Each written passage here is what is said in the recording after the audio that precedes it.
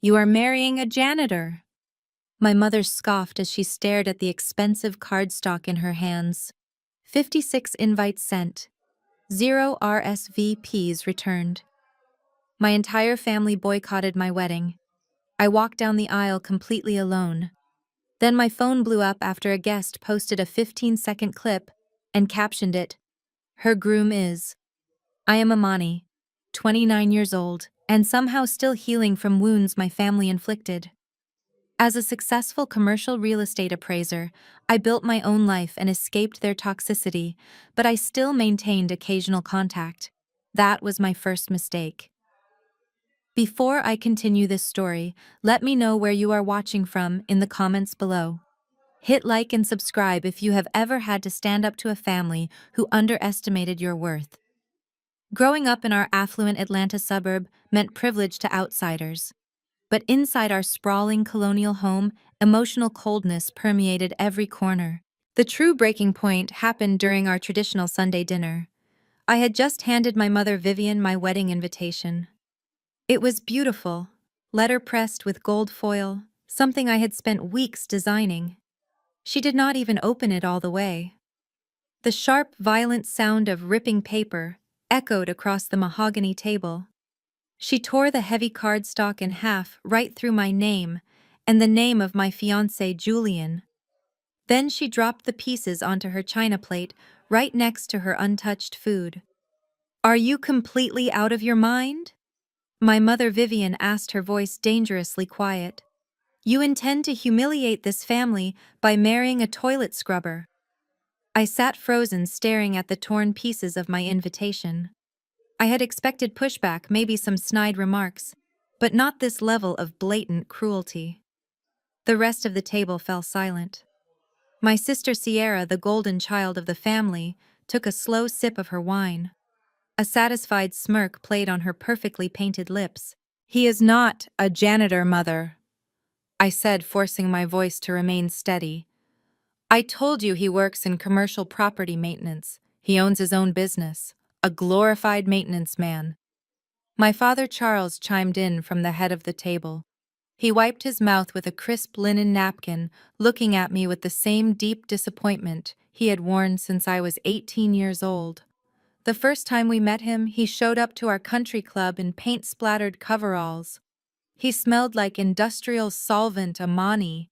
"You expect us to sit in a pew and watch you tie your life to a man who unclogs drains for a living?"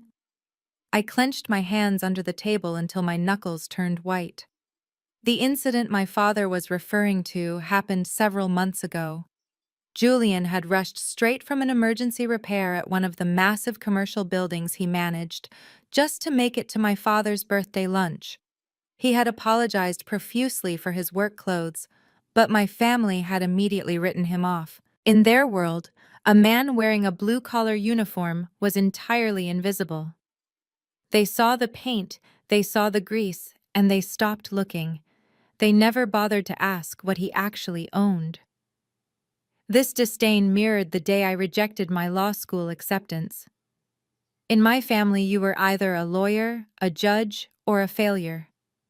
Generations of our family had built a wealthy legacy in the courtroom. When I chose to become a commercial real estate appraiser, inspecting dusty warehouses and analyzing property values, I became the black sheep overnight. Sierra had followed the script perfectly. She joined the right sorority, married a wealthy white finance executive named Preston, and secured her spot at the top of the family pedestal.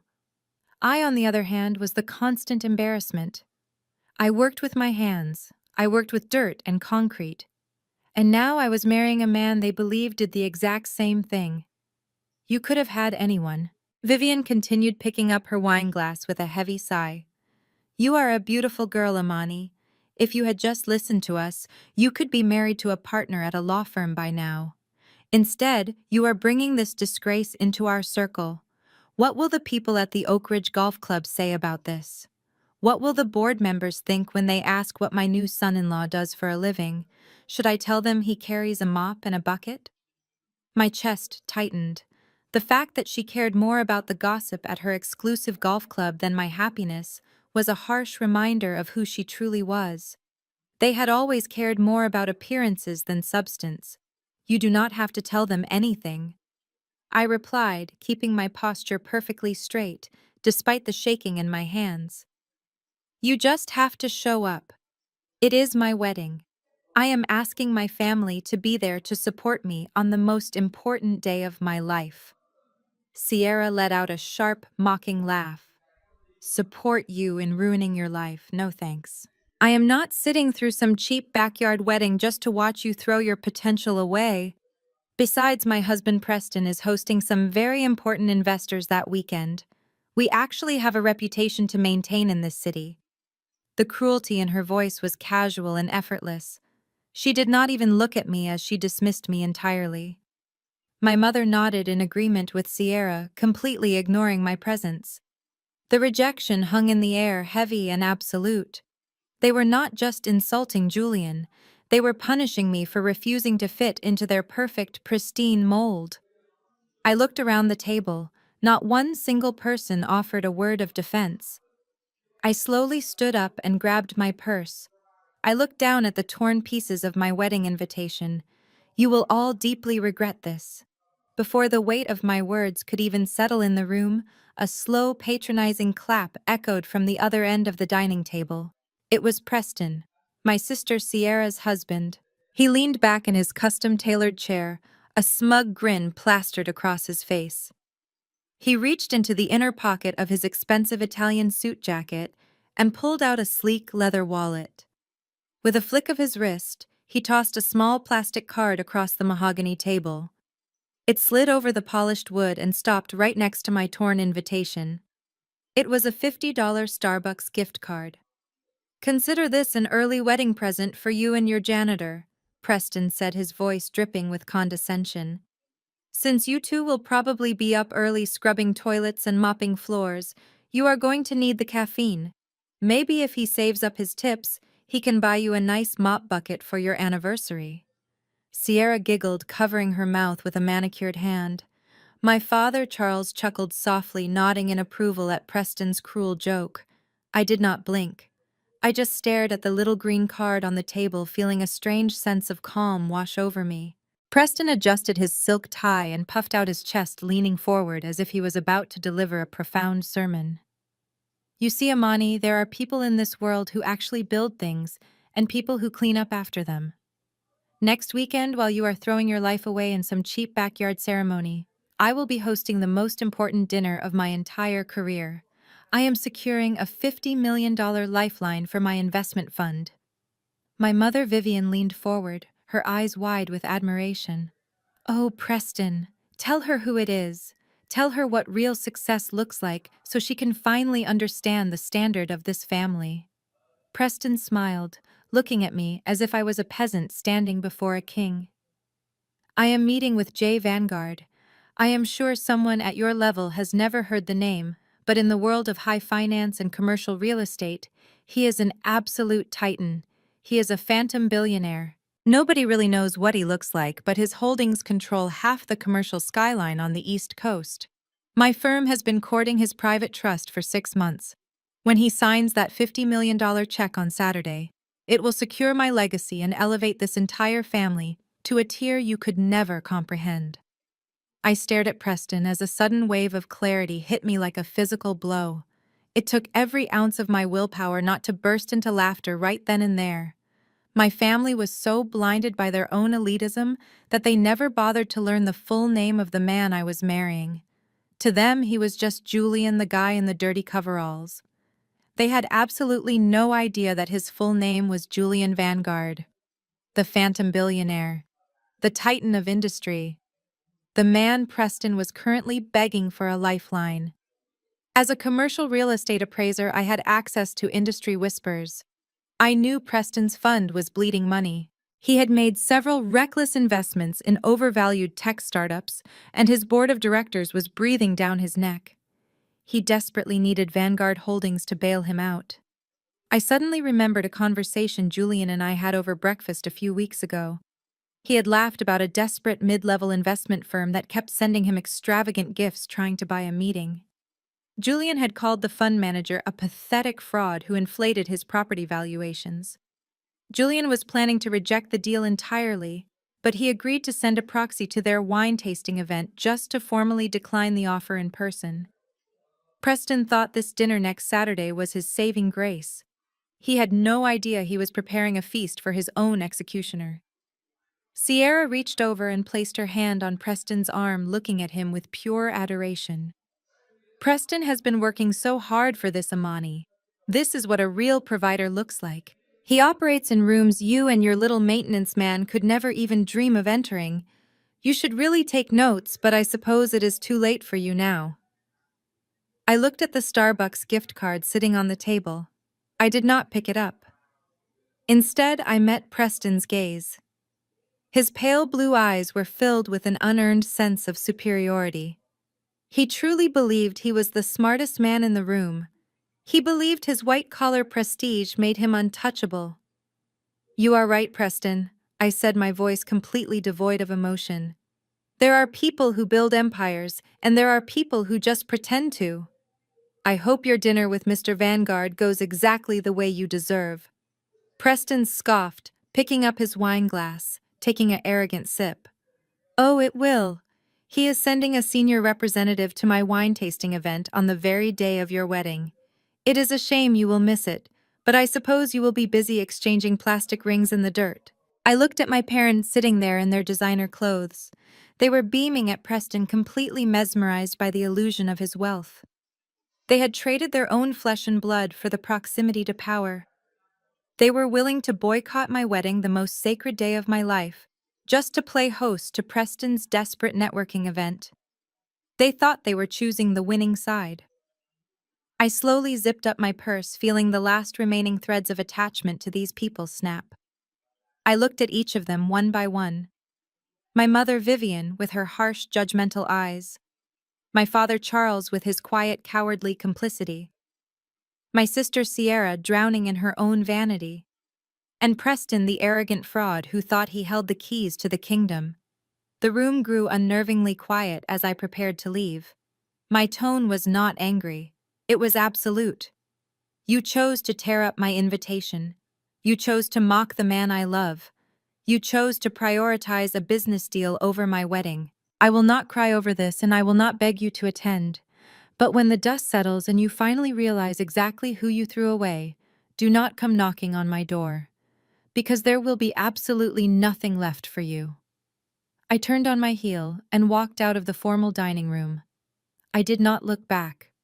I could hear my mother scoffing behind me, muttering something about how dramatic I had always been.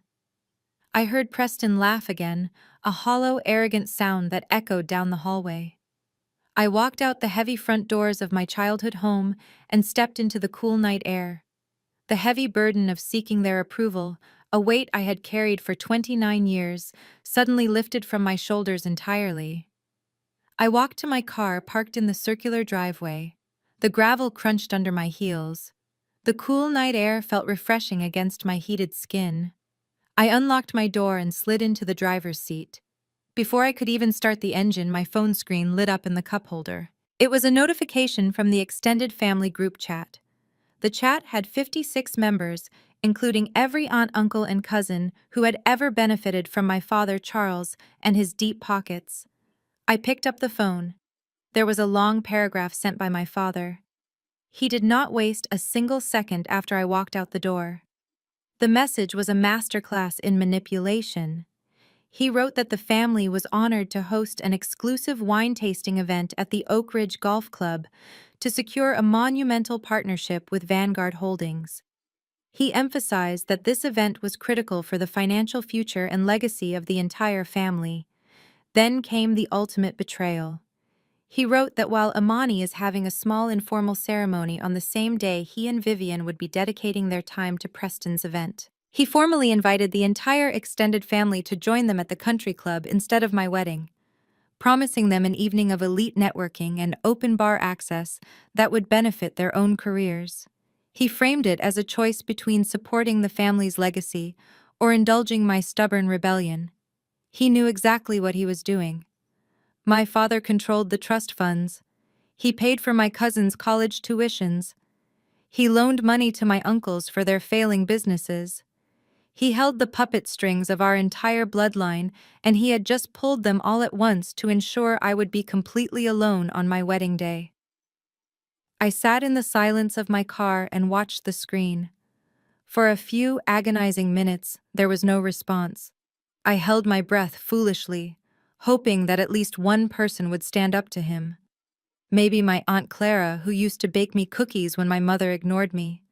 Or my cousin David, who I had tutored through high school math so he could graduate. Then the first message came through. It was from Uncle Lawrence.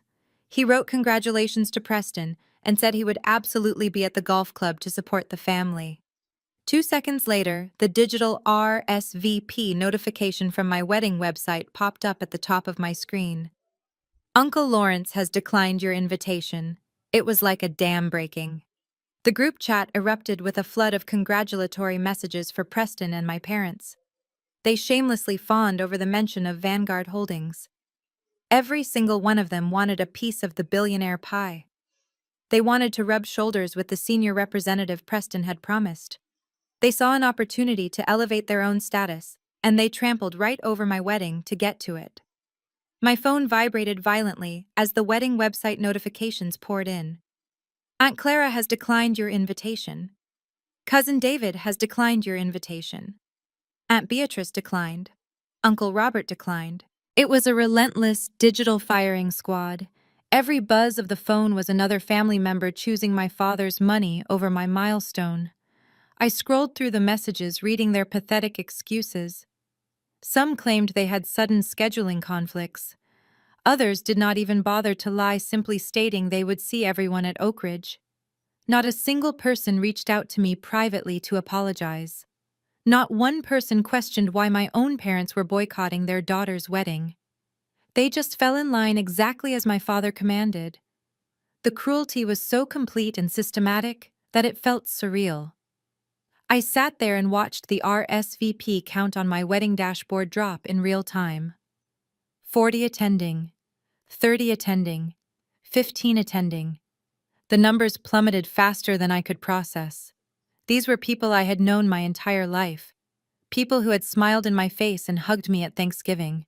People who had eagerly accepted the expensive foil-pressed invitations I had mailed out just weeks ago.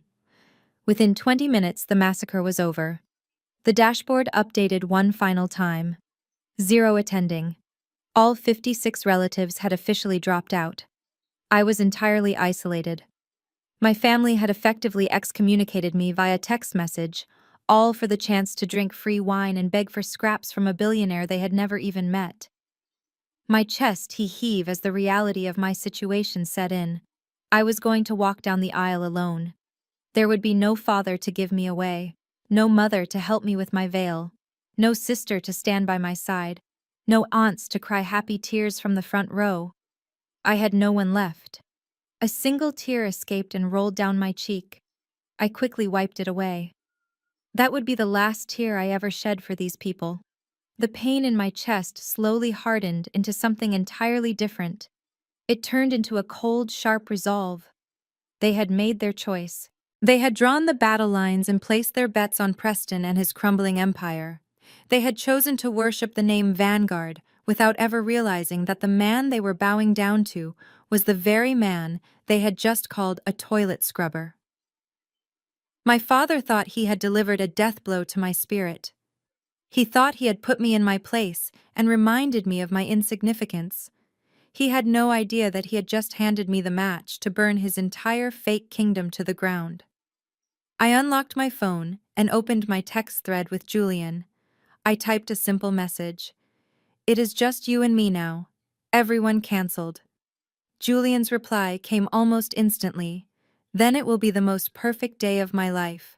Let them have their wine tasting my love. We have an empire to run." I smiled, staring at his words. The family thought they had broken me. They thought I would come crawling back begging for their forgiveness and their presence. But I was done begging. I started the engine of my car and shifted into gear. I drove away from the sprawling colonial house, knowing it would be the very last time I ever looked at it as a victim. The stage was set, and they were completely oblivious to the storm that was coming for them. Saturday arrived with a bright, cloudless sky that felt almost mocking in its perfection. The venue Julian and I had chosen was a highly secure private botanical garden, tucked away on a sprawling estate just outside the city limits. It was an absolute masterpiece of landscaping. Towering weeping willows draped their branches over manicured stone pathways. Thousands of white orchids bloomed vibrantly, clinging to the ancient oak trees that surrounded the main clearing. The air smelled of sweet jasmine and fresh earth. The private estate was surrounded by high stone walls and wrought iron gates. Julian had hired a top-tier security firm to ensure no uninvited guests could breach the perimeter. The guards stood like silent statues in the shadows of the trees, wearing sharp, dark suits and earpieces, ensuring complete and total privacy. It was a fairy tale setting completely isolated from the noise of the outside world. But as I stood hidden inside the glass conservatory, waiting for the ceremony to begin, the breathtaking beauty of the garden was entirely overshadowed by the devastating sight waiting on the main lawn. Through the glass panels, I could see the ceremony space. 56 gold chiavari chairs were arranged in perfect symmetrical rows on either side of the wide aisle. Every single chair was empty. Not one aunt, not one cousin, not my mother, not my father. The gentle afternoon breeze rustled the sheer white fabric draped over the backs of the chairs, making them look like rows of silent ghosts. 56 pristine wedding programs sat untouched on the velvet seat cushions. 56 small silk bags containing personalized favors rested perfectly aligned next to them. The sheer volume of the absence was suffocating. A string quartet sat in the corner of the lawn, playing a beautiful rendition of my favorite classical piece, pouring their incredible talent out to a completely vacant audience. My chest tightened as I traced the lines of the empty seats with my eyes. Even though I knew they were not coming, seeing the physical manifestation of their rejection was a heavy, heavy blow. The silence was deafening. I looked at the very front row where the mother of the bride and the father of the bride were supposed to sit. Small reserve signs rested elegantly on the cushions. Those small pieces of paper felt like daggers to my heart. They had actually done it. They had coordinated a mass boycott of my wedding, leaving me standing in a multi-million-dollar garden with absolutely no family to witness the most important promise of my life. I turned away from the glass panels and looked at my reflection in the full-length antique mirror resting against the conservatory wall.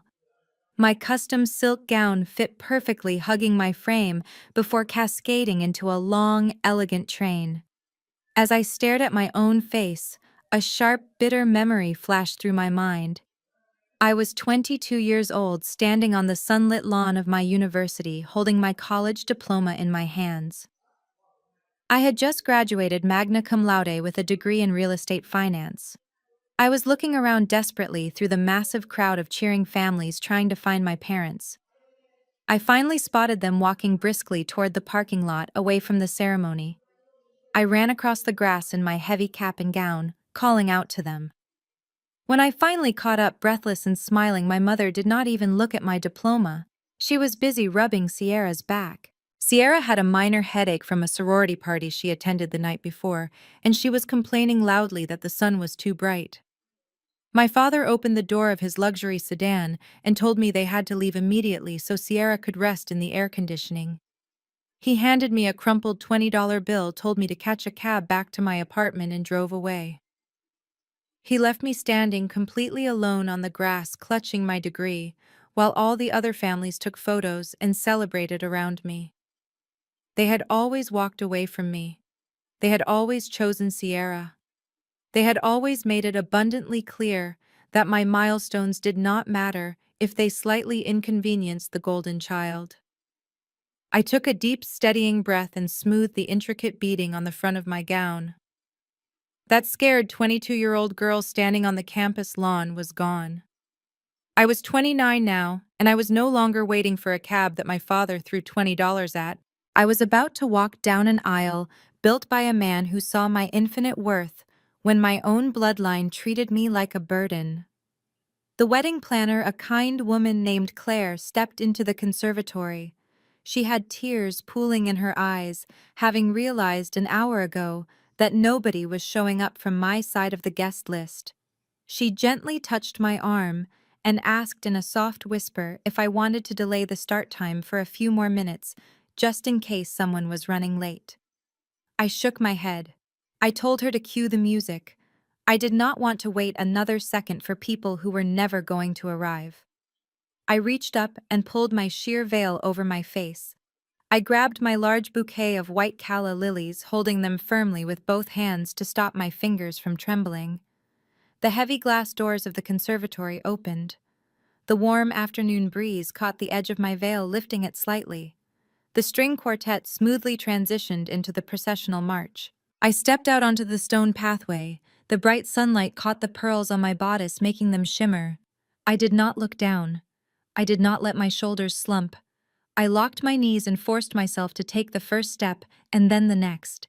I walked past the first row of empty chairs. My heels clicked rhythmically against the stone, echoing loudly in the quiet garden. With every step I took past an empty row, a different piece of my toxic past fell away. I walked past the third row, the fourth row, the fifth row. I let my eyes sweep over the barren landscape of my familial ties. I walked past the chairs meant for my aunts who had always judged my weight. I walked past the chairs meant for my uncles who had laughed at my career choice. I walked past the front row, meant for the parents who had never truly loved me. I was completely alone, but for the first time in my entire life, I did not feel lonely. I felt an overwhelming sense of ultimate liberation.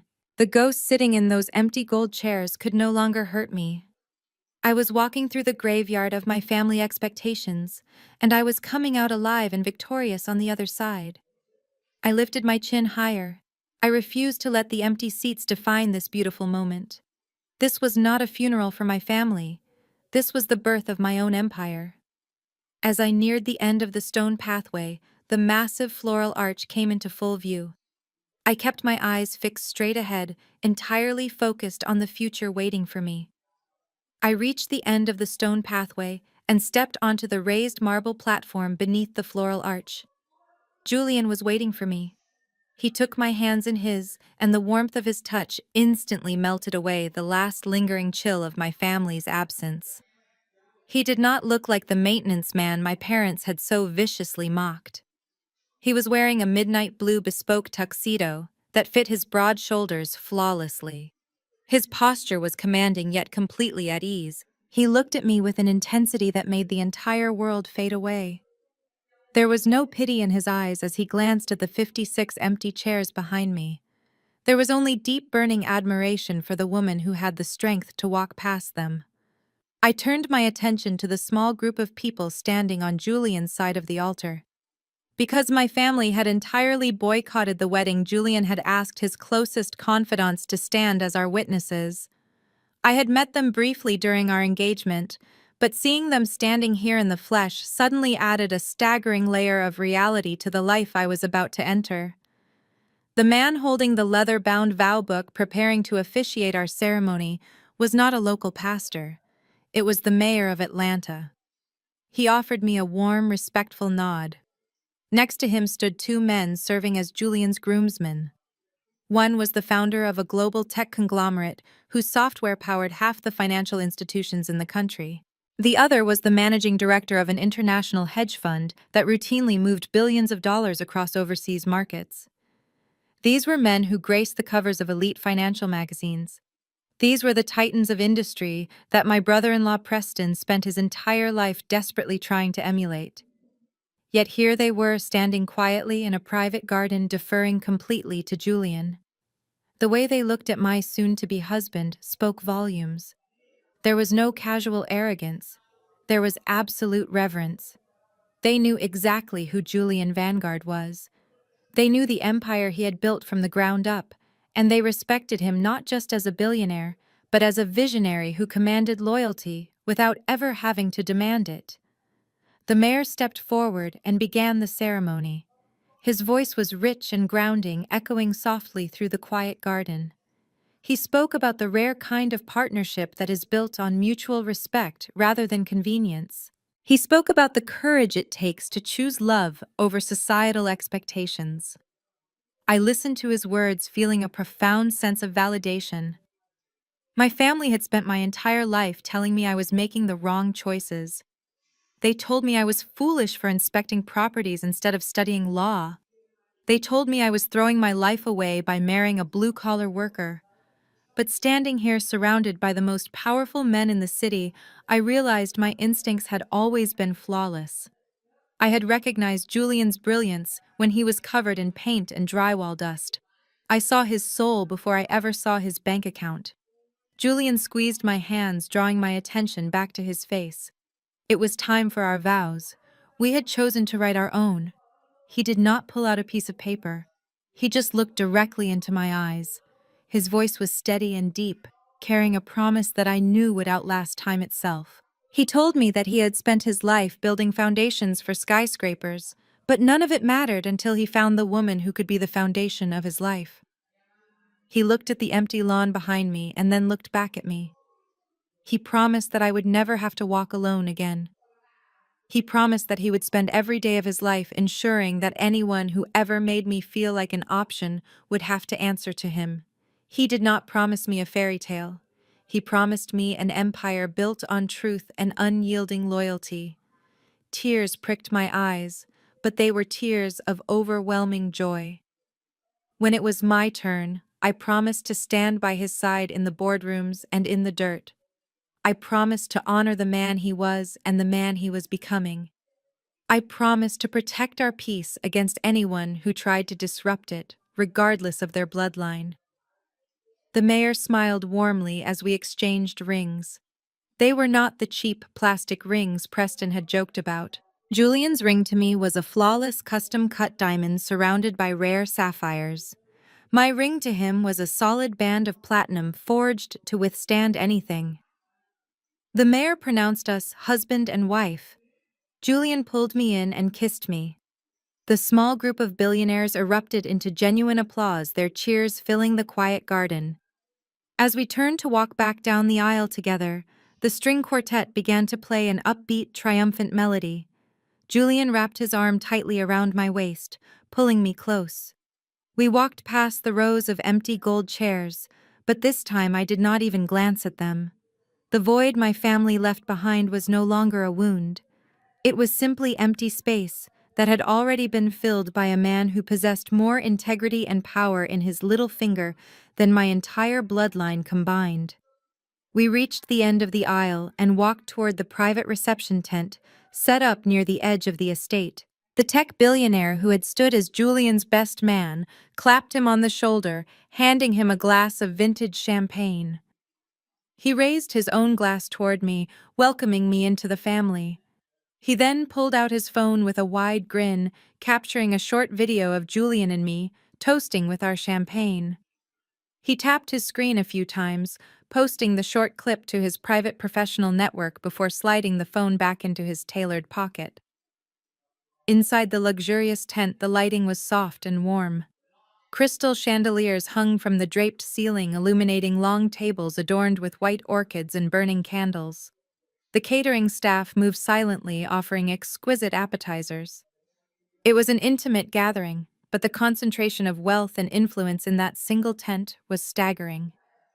I took a sip of my champagne, feeling the cool liquid soothe my throat. I looked at my new husband, laughing easily with the mayor. The storm my family had tried to drown me in had completely passed, but little did I know miles away in a stuffy country club ballroom, another storm was just beginning to brew, and it was heading straight for Preston and my parents. 30 miles away, the atmosphere inside the grand ballroom of the Oak Ridge Golf Club was entirely different. The room was draped in heavy velvet and gold accents, a desperate attempt to project an image of untouchable wealth. A string quartet played in the corner, but their music was drowned out by the loud, forced laughter of the city's elite. Preston stood near the mahogany bar, his face flushed, and a thin layer of sweat glistening on his forehead. He adjusted his collar, feeling the sudden suffocating heat of the room, despite the blasting air conditioning. He held a glass of expensive Pinot Noir in his hand, swirling it nervously as he nodded along to a dull story being told by an older investor. Preston was dying inside. The event had been going on for over an hour, and the senior representative from Vanguard Holdings had not arrived. Preston excused himself from the circle of investors, forcing a confident smile that did not reach his eyes. He walked briskly out of the ballroom and down the carpeted hallway, toward the restrooms, checking over his shoulder to make sure no one was watching him. He pulled his phone from his pocket. His hands were shaking slightly. He dialed the direct office line for Julian Vanguard's executive assistant for the 5th time that afternoon. The line rang twice before an automated corporate voice system picked up. He pressed 0 desperately, trying to reach a human being. Finally, a polite but firm voice answered. Preston immediately launched into his pitch, his voice an octave higher than usual. He demanded to know the estimated arrival time of the Vanguard proxy, claiming that the other investors were waiting for the keynote address. The assistant on the other end of the line was completely unbothered by his panic. She calmly informed him that Vanguard Holdings had no record of a representative being dispatched to the Oak Ridge Golf Club that evening. Preston felt the blood drain from his face. He leaned against the cool, patterned wallpaper of the hallway, gasping for air. He told the assistant there had to be a mistake. He cited the emails he had sent, the extravagant gifts he had delivered to their corporate headquarters. The assistant simply repeated her statement and politely disconnected the call, leaving Preston listening to the dial tone. His entire hedge fund was sitting on the edge of a cliff. He had spent the last 2 years inflating the value of his commercial real estate portfolio by over 40%. He used those fake numbers to secure massive loans, and if Vanguard did not buy out his toxic assets, the federal auditors would eventually notice the glaring holes in his ledger. He was not just facing bankruptcy, he was facing federal prison. And Vanguard was his only parachute. If the other investors in the ballroom figured out he was bluffing about the $50 million partnership, they would pull their remaining capital by Monday morning. He would be ruined. Preston wiped his forehead with a monogrammed handkerchief and shoved his phone back into his pocket. He took a deep breath, pasting the arrogant smirk back onto his face before pushing the heavy oak doors open to re-enter the ballroom. He needed to buy more time. Across the room, my family was completely oblivious to his impending downfall. They were standing near an elaborate ice sculpture, holding crystal glasses and basking in the artificial glow of their own perceived superiority. My mother, Vivian, wore a heavily beaded silver gown that caught the light every time she moved. She took a delicate sip of her wine and smiled at a passing country club board member. "Can you believe the weather today?" Vivian asked, her voice loud enough for the neighboring tables to hear. "It is absolutely dreadful to think of anyone having an outdoor event right now. The humidity alone would ruin a good dress. Thank goodness we decided to host this lovely indoor gathering instead." Sierra laughed, leaning into her husband as Preston joined their circle. She ran a hand down the lapel of his suit, entirely missing the frantic look in his eyes. "Oh, Mother, do not pretend you are worried about the weather," Sierra sneered. "We all know Amani's little backyard party was going to be a disaster regardless of the forecast. I bet they are serving lukewarm chicken and drinking cheap sparkling wine out of plastic flutes right now. Can you imagine the embarrassment of standing in the dirt, saying vows to a man who literally scrubs grout for a living?" Charles chuckled, swirling the dark red liquid in his glass.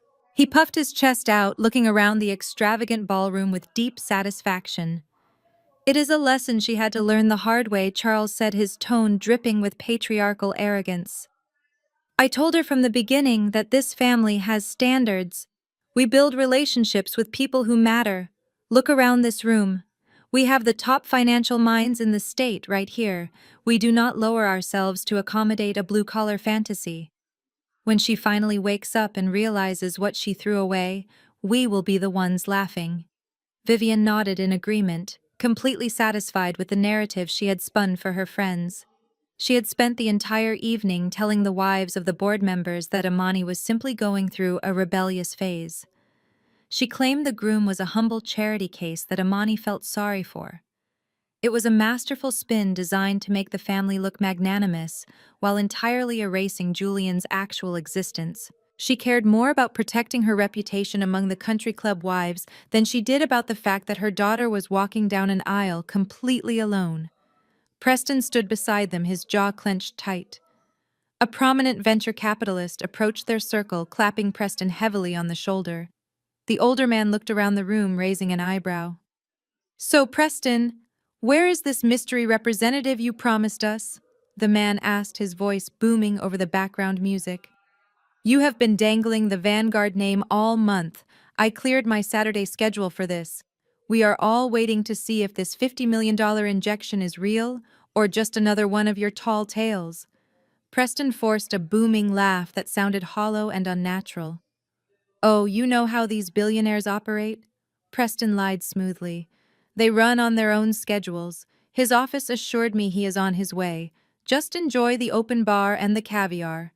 We will have our formal presentation shortly." The investor gave Preston a long, calculating look before nodding slowly and walking away.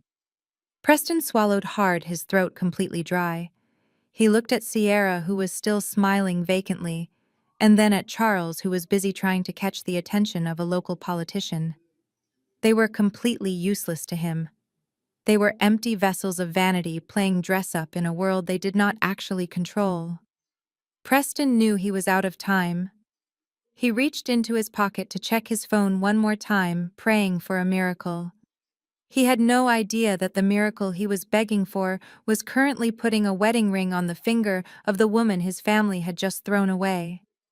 The clinking of crystal glasses and the dull hum of arrogant conversations continued to fill the ballroom of the Oak Ridge Golf Club. Preston stood near the edge of the room, pretending to inspect a bottle of expensive Merlot while his stomach twisted in agonizing knots. He watched Charles and Vivian laughing loudly with the wives of the board members continuing their pathetic charade. Sierra was busy taking selfies near the ice sculpture, completely unaware that her luxurious lifestyle was currently hanging by a very thin thread. At the center of the room stood Richard Montgomery. Richard was the most ruthless venture capitalist in the city and the unofficial leader of the investors Preston had invited. Richard was growing visibly impatient with the endless delays. He pulled his smartphone from the inner pocket of his tailored suit and began scrolling through his professional networks, likely checking the status of international markets to pass the time. He opened his private feed. Suddenly, the low murmur of the room was interrupted by a sharp intake of breath. Richard let out a loud gasp that cut through the background music like a knife. He stopped walking and stared down at his glowing screen. His eyes were wide with absolute shock. Several board members turned to look at him, wondering if there had been a sudden crash in the stock market or a major corporate scandal. Preston immediately rushed over, forcing his fake confident smile back onto his face. He asked Richard if everything was all right, silently praying that the Vanguard representative had finally sent an email apologizing for the delay. Richard did not look at Preston. He did not say a single word to him. Instead, Richard walked with urgent purpose toward the front of the ballroom, where a massive 80-inch smart television had been set up for Preston's upcoming financial presentation. Richard grabbed the remote control from the presentation podium. With a few quick taps on his phone, he bypassed Preston's slide deck and cast his own screen directly onto the massive display. The sudden bright flash of the television drew the attention of every single person in the room. The string quartet stopped playing instantly. The waiters paused with their trays of caviar. Charles, Vivian, and Sierra stopped laughing and turned their heads toward the front of the room. Preston stood frozen near the podium, entirely confused by Richard's erratic behavior. "Look at this," Richard said, his voice echoing loudly across the silent ballroom. "It is a post from the founder of Global Tech Dynamics just 2 minutes ago. He is at a private event." The massive screen illuminated, displaying the social media feed in high definition. The caption above the video was written in bold black letters for the entire room to see. It read, "Honored to attend the private wedding of my brother Jay Vanguard, the new power couple of commercial real estate." A collective murmur rippled through the crowd of wealthy investors. The name Vanguard held an almost mythical weight in this room. They all leaned forward, eager to finally catch a glimpse of the phantom billionaire that Preston had been promising them all night. Preston felt a sudden rush of temporary relief, thinking that this video would somehow prove his connection to Vanguard Holdings. He smiled broadly, puffing out his chest as the 15-second clip began to play. The video started with a sweeping shot of a breathtaking private botanical garden. The lush green trees and pristine white floral arrangements made the country club ballroom look incredibly cheap and tacky in comparison. Then the camera panned toward the reception tent, capturing the warm glow of the crystal chandeliers. The person holding the phone walked forward, moving toward the center of the tent. Preston held his breath, waiting to see the face of his savior. Charles and Vivian stepped closer to the screen, their eyes wide with greedy curiosity. Sierra crossed her arms, leaning her head to get a better look at the screen.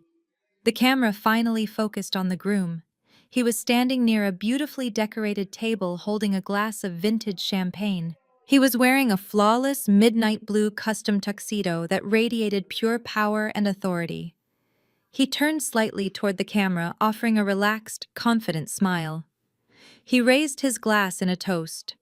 The entire ballroom went dead silent. The air was sucked out of the room so fast, it felt like a physical blow. Preston stopped breathing entirely. The confident smile on his face melted away, instantly replaced by a look of sheer, unadulterated horror. His hands began to shake so violently that his wine glass slipped from his fingers and shattered loudly against the polished hardwood floor. Red wine splashed across his expensive Italian shoes, looking exactly like fresh blood. He recognized the face on the massive screen. It was a face he had mocked just a few days ago. It was the face of the man he had thrown a $50 gift card at. Vivian let out a strangled gasp, covering her mouth with both of her hands. Her eyes bulged as she stared at the television, unable to process the image in front of her. Charles stood completely paralyzed, his jaw hanging slack as he looked at the groom. Sierra dropped her designer clutch, spilling her expensive makeup across the floor, her perfectly painted lips trembling in shock. The man on the screen, the phantom billionaire, the titan of industry J. Vanguard, was Julian. It was the man they had relentlessly mocked. It was the man my family had boycotted my wedding over because they thought he scrubbed toilets for a living. But the video was not over. The camera shifted slightly to the right, capturing the bride standing next to Julian. She was wearing a stunning custom silk gown, her head held high, and a radiant smile on her face. Julian wrapped a protective arm around her waist, pulling her close as they toasted the camera together. The bride was me, Amani, the daughter they had thrown away, the sister they had abandoned to the empty chairs. The video looped and began to play again. The caption remained burned into the bottom of the screen, solidifying the impossible reality. Honored to attend the private wedding of my brother J. Vanguard. Richard turned away from the television and looked directly at Preston. The venture capitalist had a look of absolute disgust on his face. Preston, you told us Vanguard was sending a representative to this dinner. Richard said, his voice cold and sharp. You told us you were securing a $50 million partnership with him today. Yet he is currently at his own wedding. A wedding you are entirely absent from. Richard looked back at the screen, studying the bride. He squinted his eyes, recognizing my face from a brief introduction Charles had made years ago. Richard turned his piercing gaze toward my father. Charles, is that not your youngest daughter on the screen? Richard asked, the entire room hanging on his every word. Did you just host a networking event to try and solicit money from your own son-in-law while simultaneously boycotting his wedding? Charles tried to speak, but only a pathetic wheezing sound escaped his throat. He looked like a man who had just been convicted of a massive crime. Vivian swayed on her feet, looking like she was about to faint right there on the carpet. Sierra grabbed her husband's arm, digging her nails into his expensive suit jacket, but Preston did not even notice her. Preston was simply staring at the 15-second clip of Julian Vanguard, the janitor who was currently holding the absolute power to destroy his entire life. The silence in the room stretched into an unbearable eternity. Preston could not tear his eyes away from the glowing television screen. His chest heaved violently as he struggled to pull air into his lungs. The realization hit him with the destructive force of a freight train completely obliterating the arrogant foundation he had built his entire identity upon. The man in the midnight blue tuxedo, raising a glass of vintage champagne, was not a maintenance worker. He was the owner of the buildings. He was the architect of the empire. He was Jay Vanguard. Preston felt a cold sweat break out across the back of his neck. His vision blurred at the edges as full-blown panic set in. Every single interaction he had ever had with Julian began flashing through his mind, playing back like a horrific highlight reel of his own impending doom. He remembered the first time they met laughing at Julian's work boots. He remembered standing in the dining room just a few days ago tossing a $50 Starbucks gift card across the mahogany table. He remembered looking Julian in the eye and telling him to save up his tips for a nice mop bucket. A wave of intense nausea washed over Preston. He stumbled backward, his expensive Italian shoes slipping slightly on the puddle of red wine he had just dropped. He had spent the last 6 months aggressively courting Vanguard Holdings.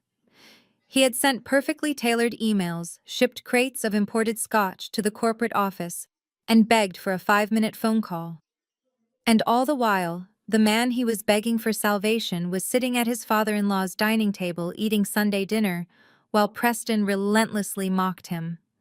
Richard Montgomery took a step closer to Preston, his expression hardening into a mask of pure disgust. The venture capitalist did not become a billionaire by ignoring red flags, and Preston was currently bleeding red flags all over the country club floor.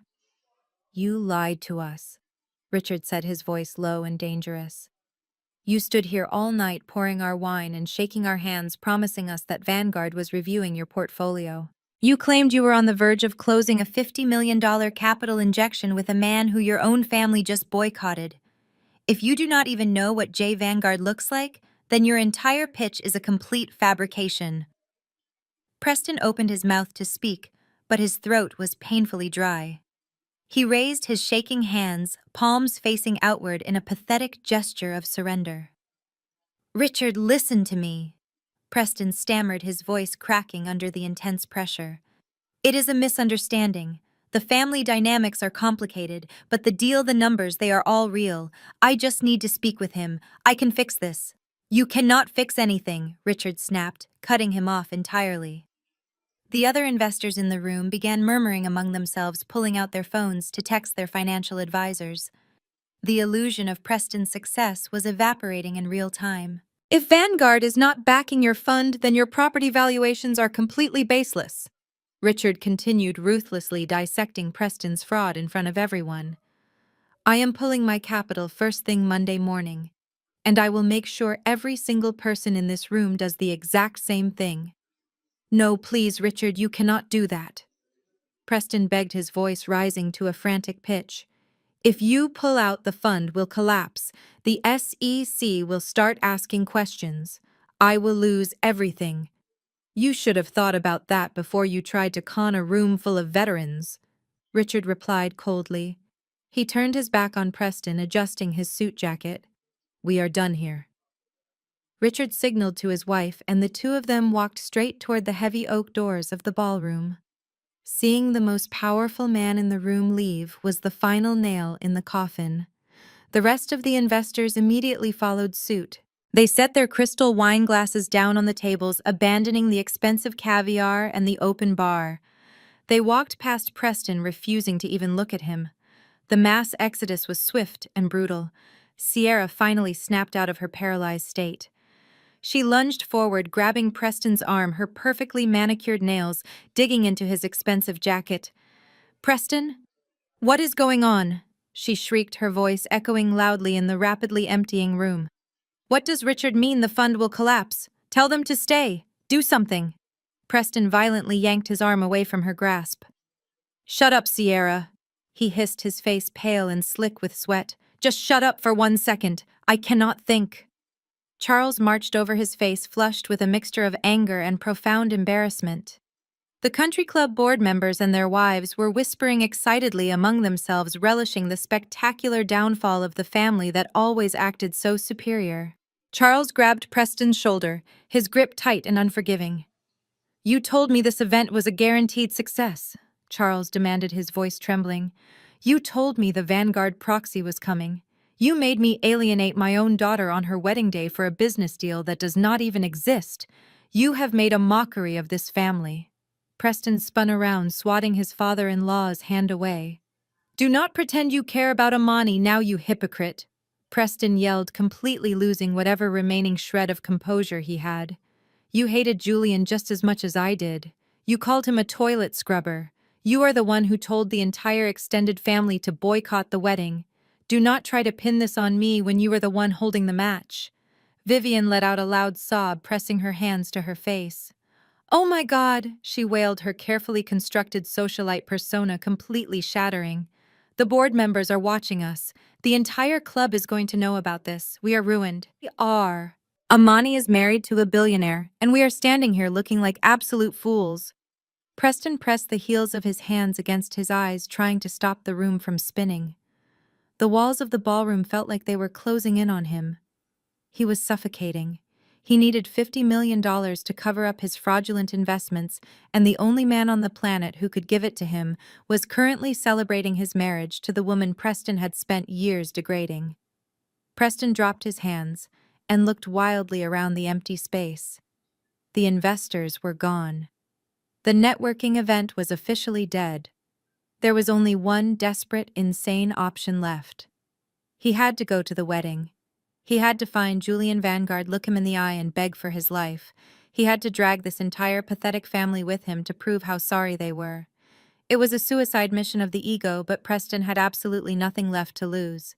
Preston stood frozen in the center of the devastated ballroom.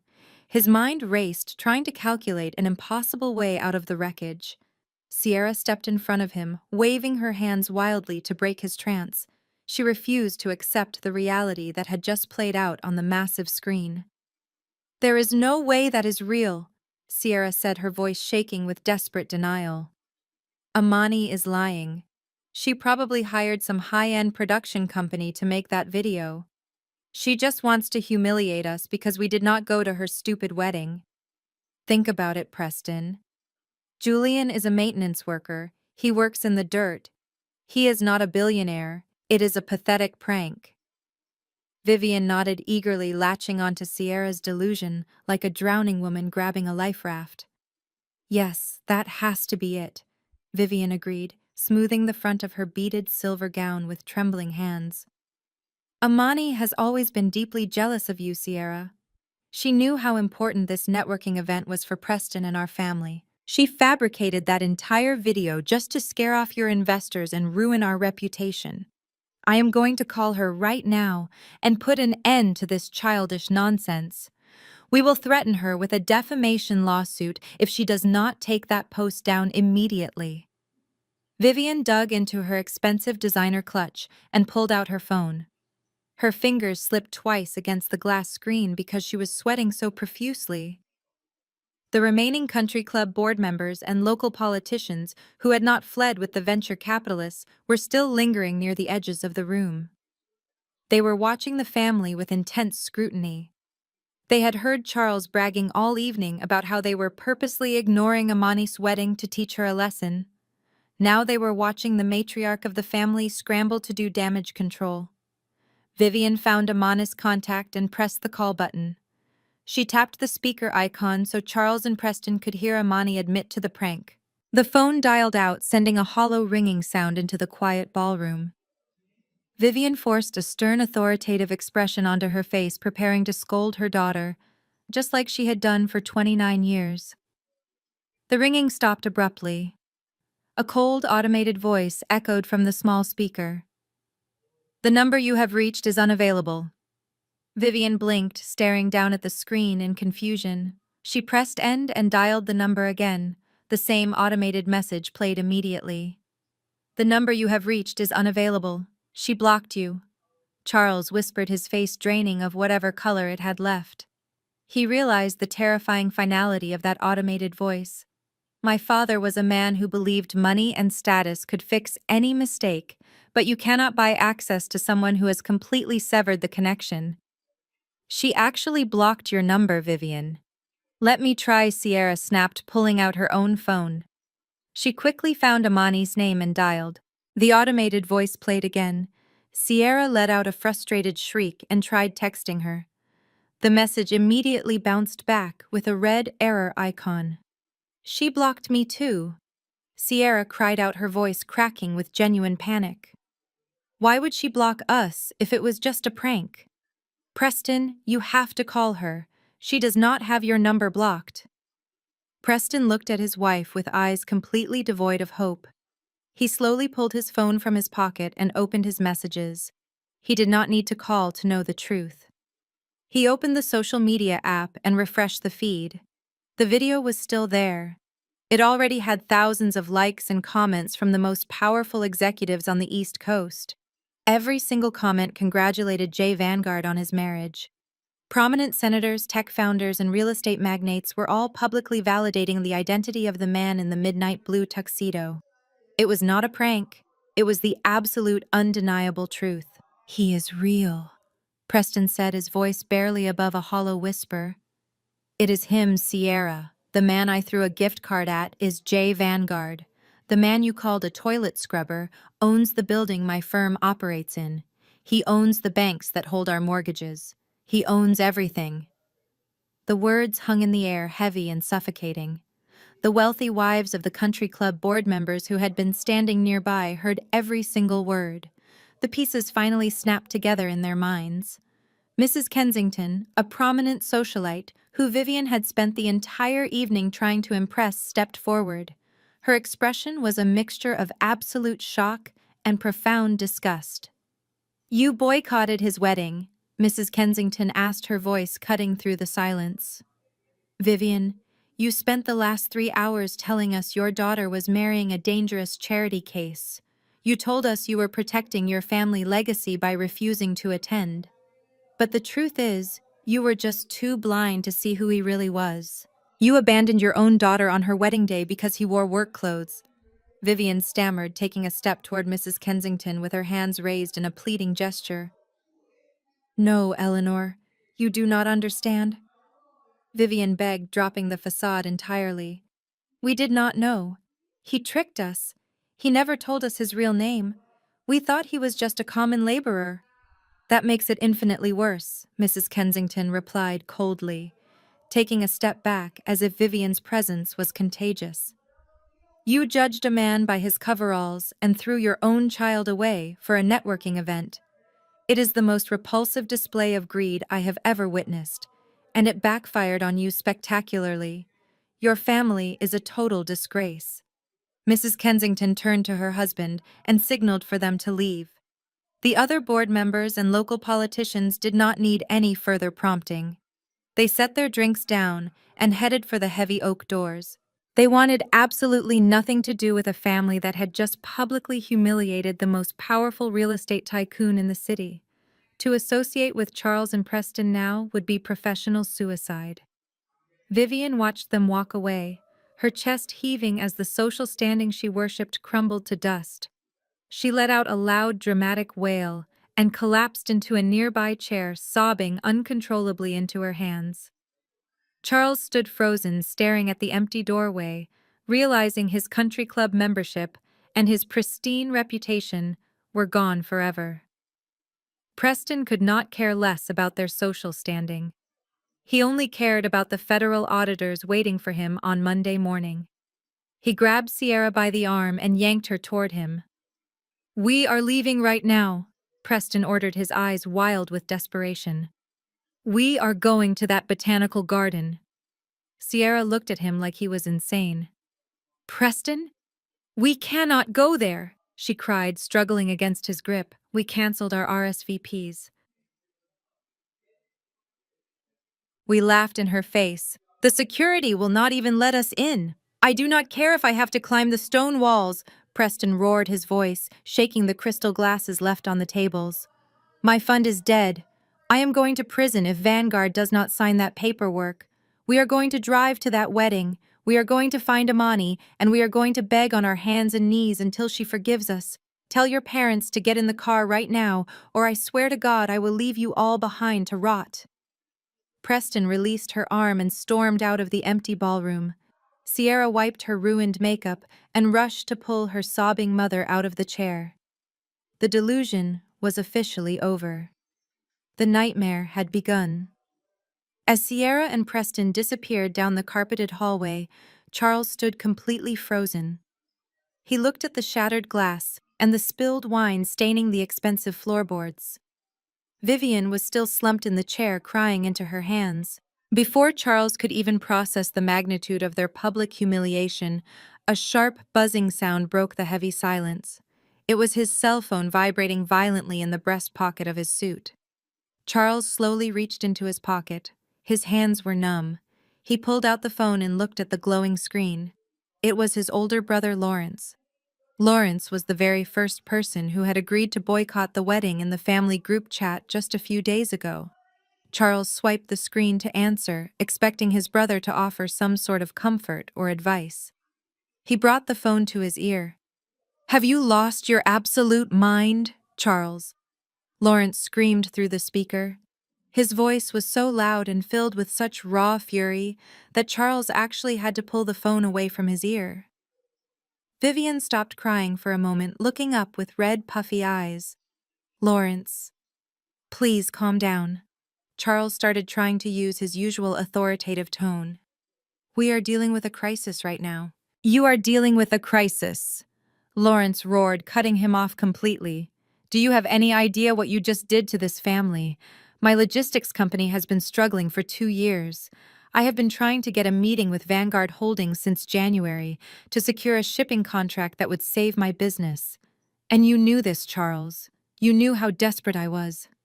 "I did not know it was him," Charles stammered, his voice weak and defensive.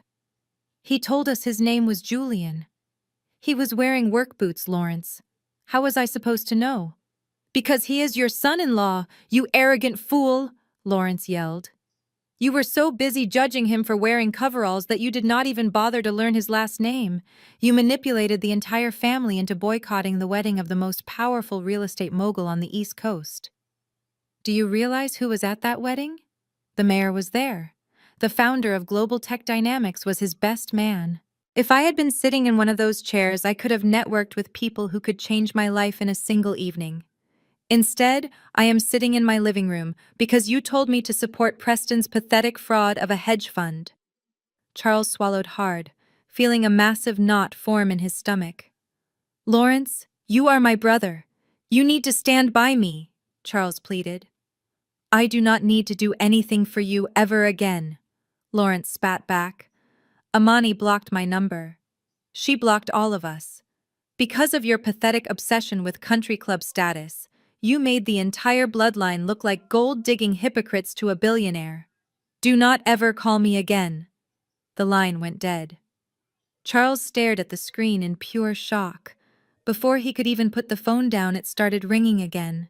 This time it was his sister Beatrice. He did not answer. He let it ring. But the phone just kept vibrating. Then came a call from his nephew David. Then cousin Sarah. The notifications began pouring in like a relentless digital avalanche. The extended family group chat, the exact same chat Charles had used to orchestrate the mass betrayal, was now exploding with unbridled rage. Charles opened the text thread. His eyes darted back and forth as he read the messages pouring in by the second. They were vicious. Cousin David wrote that he had just lost his job and a single conversation with Julian Vanguard could have secured him a high-level position at Vanguard Holdings. Uncle Robert typed out a furious message calling Charles a short-sighted fool who had doomed the entire family name in the elite business circles of Atlanta. Aunt Sarah demanded that Charles personally reimburse her for the expensive gown she had purchased for the wine tasting, since the entire evening was a fraud. They were tearing him apart piece by piece. They were not mad that they had hurt Amani. They were mad that they had missed out on the money. The realization made Charles feel completely sick. His family was just as shallow and greedy as he was, but now they needed a scapegoat, and Charles was the perfect target. Every single buzz of the phone felt like a physical strike. He had spent decades building his image as the wise, successful patriarch. He paid for dinners, he gave out loans, and he controlled the narrative. But the moment his influence proved useless compared to the staggering wealth of Julian Vanguard, his family turned on him, like a pack of starving wolves. Vivian's phone began to ring inside her purse. She jumped slightly, letting out a panicked gasp. She pulled the phone out and saw her sister Clara's name flashing on the screen. Vivian answered it with trembling hands, putting it on speakerphone so she would not have to face the wrath alone. "Clara, please tell me you understand," Vivian cried, her voice cracking with desperation. "We made a mistake, but we are still family." "Family?" Clara laughed bitterly, her voice echoing in the empty ballroom. "You do not know the meaning of the word Vivian. You have spent your entire life treating Amani like she was a stain on your perfect image. You worshipped Sierra and that arrogant husband of hers. You dragged all of us into your toxic favoritism, and now we are all paying the price." "Clara, please, we did not know," Vivian begged, fresh tears spilling down her ruined makeup. "You did not want to know," Clara snapped back viciously. "You wanted a reason to hate Amani because she refused to be your puppet. And now she is married to a man who could buy and sell your precious country club before breakfast. Amani will never forgive us for leaving those chairs empty. The bridge is completely burned, and it is entirely your fault, Vivian. I hope you and Charles enjoy your empty house, because nobody in this family is ever speaking to you again." The call disconnected with a sharp click. Vivian dropped her phone onto the carpet. It shattered the screen, spiderwebbing across the glass, but she did not even care. She looked around the grand ballroom. The luxurious velvet drapes and the melting ice sculpture suddenly looked like a cheap, pathetic joke. They had sacrificed their own daughter on the altar of public opinion, and in return, the public had completely destroyed them. Charles felt a cold sweat dripping down his back. The notifications on his phone finally stopped. He had been forcefully removed from the extended family group chat. He was the patriarch, the man who commanded respect, but in less than 20 minutes, he had been entirely stripped of his power. They had no allies left. They had no friends left in the country club. The only thing they had left was a mountain of debt and the terrifying reality of Preston's collapsing hedge fund. Vivian Charles whispered, his voice hollow and defeated. "Get up. We have to go." "Go where?" Vivian sobbed, wiping her face with the back of her trembling hand. "Where can we possibly go, Charles? Everyone hates us. We have to follow Preston," Charles said, grabbing her arm and pulling her up from the chair. "We have to go to that botanical garden. We have to get on our knees and beg Amani to let us in. If Julian Vanguard does not sign that deal for Preston, we will lose the house. We will lose everything." Vivian looked at him with wide, terrified eyes. She finally understood the absolute gravity of the situation. It was no longer about saving face or protecting their pride. It was about sheer survival. They stumbled out of the ballroom, leaving the spilled wine and the shattered glass behind them. They walked out into the cool night air, completely broken and humiliated, ready to grovel at the feet of the daughter they had spent a lifetime throwing away. Preston marched across the perfectly manicured lawn of the Oak Ridge Golf Club, entirely abandoning the slow, arrogant stride he had perfected over the years. The cool night air did nothing to calm the boiling rage and sheer terror churning inside him. He reached his luxury sport utility vehicle parked in the elite guest section and violently yanked the heavy door open. Sierra was struggling to keep up with him, her high heels sinking deep into the soft grass with every frantic step. She was panting heavily, her tight designer dress bunching up awkwardly around her knees as she tried to run. Charles and Vivian emerged from the heavy oak doors of the clubhouse a few moments later. They looked like absolute ghosts. Their pristine posture was completely destroyed. They stumbled down the wide stone steps, moving with the slow, heavy gait of people walking directly to their own execution. Preston stood by the open car door and pointed a trembling finger at Charles. "Get in the car," Preston demanded, his voice echoing loudly across the quiet parking lot. We are going to that botanical garden right now, and you are going to fix this. Charles stopped walking and looked at his son-in-law with a mixture of profound exhaustion and deep fear. Preston, we cannot just show up there, Charles said, his voice completely devoid of its usual booming authority. It is a private, secure estate. They have armed guards working the perimeter. We will look completely insane showing up uninvited after what we did to her. I do not care if they have an entire military battalion stationed at the gates. Preston screamed, slamming his open hand against the roof of the vehicle. Do you not understand what is happening, Charles? Richard Montgomery is going to call the federal authorities on Monday morning. My hedge fund is dead. We are all going to lose everything. You are going to lose this precious country club membership. You are going to lose your sprawling house. Unless we get Julian Vanguard to sign a contract tonight, our entire lives are completely over. Now get in the damn car. Vivian let out another pathetic, dramatic sob. She tried to hurry across the dark parking lot, but the heavy hem of her beaded silver gown caught on the jagged edge of a concrete parking block. She tripped forward and fell hard, scraping her knees and the palms of her hands against the rough asphalt.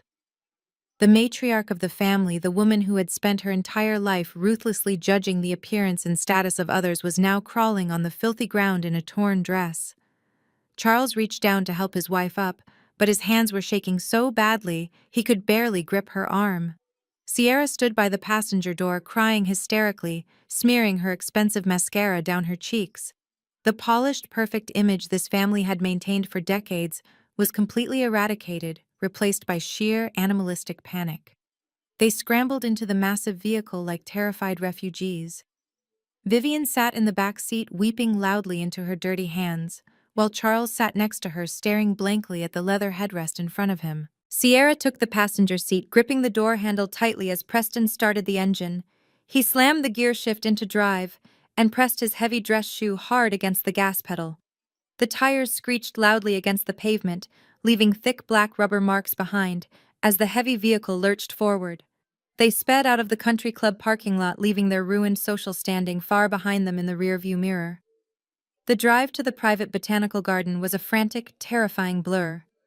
Preston was weaving erratically through the late-night city traffic, gripping the steering wheel so tightly his knuckles were completely white. The dashboard lights cast a sickly pale glow over his sweating face. He was muttering to himself under his breath, desperately trying to formulate a survival plan. "We just need to get in the room," Preston said, his voice manic and breathless. "If I can just get 5 minutes with him face to face, I can explain the numbers. I can tell him the false property valuations were just a massive clerical error. Charles, you need to tell him you were trying to protect Amani. Tell him you were just acting like a concerned traditional father." Charles looked out the dark window, watching the streetlights blur together. He will not believe that Charles whispered, sounding like a broken man. "He is a billionaire, Preston. He is not stupid. He knows we boycotted the wedding because we thought he was a janitor. We threw a $50 gift card at his face in my dining room. He is going to utterly destroy us." "You will make him believe it," Preston snapped violently, swerving around a slow-moving sedan and running a solid red light. "You will fall on your knees and beg if you have to. Vivian, you will cry and tell Amani how much you missed her today. You will tell her you were having a severe medical panic attack and simply could not make it to the ceremony. Sierra, you will tell her you are so happy for her. We are going to walk in there, and we are going to play the loving, supportive family. We are going to grovel and humiliate ourselves until they forgive us." Sierra wiped her ruined face and began practicing her fake apology, her voice shaking uncontrollably. "I will tell her I was just jealous," Sierra muttered, her eyes darting back and forth in the dark cabin. "I will say I was intimidated by how much Julian loved her. She will believe that. She always wanted me to validate her. If I give her the sisterly bond she has been begging for all her life, she will force Julian to sign the investment deal." Vivian let out a loud wail from the back seat, looking down at her scraped knees and her ruined beaded gown. "My dress is completely destroyed," she cried, pulling at the torn silver threads. "How can I walk into a billionaire wedding reception looking like this? The mayor of the city is there. The founder of Global Tech Dynamics is there. They will look at me and they will laugh. They will see me like this, and they will know we are absolute frauds. Nobody cares about your stupid dress, Vivian Preston yelled, his eyes wild and bloodshot as he glared at her in the rearview mirror. We are talking about federal prison. We are talking about total bankruptcy. If you do not play your part perfectly tonight, you will be wearing a cheap canvas prison uniform by next month.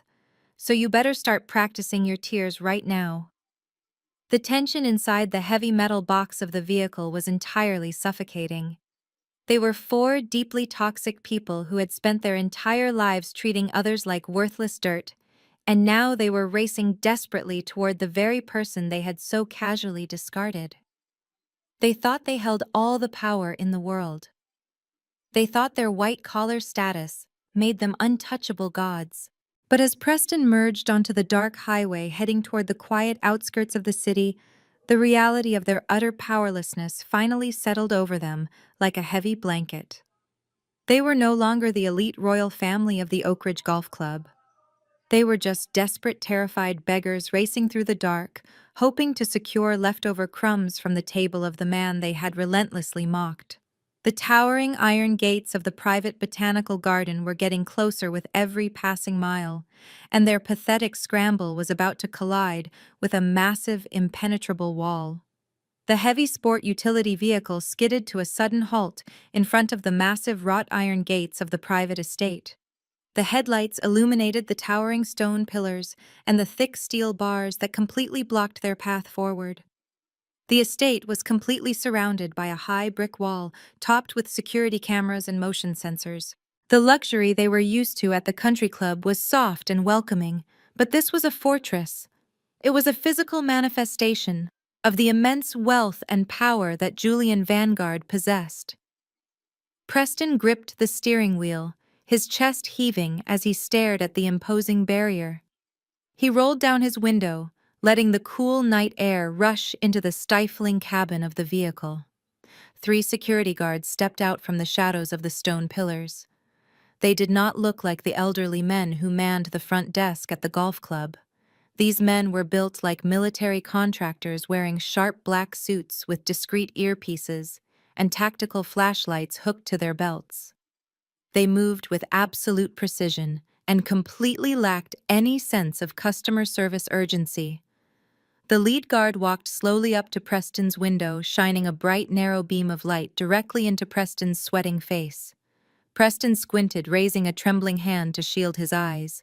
"Good evening, sir," the guard said, his voice flat and completely devoid of emotion. "Please state your business at this private residence." Preston cleared his throat, trying desperately to summon his usual arrogant tone, but his voice cracked pitifully.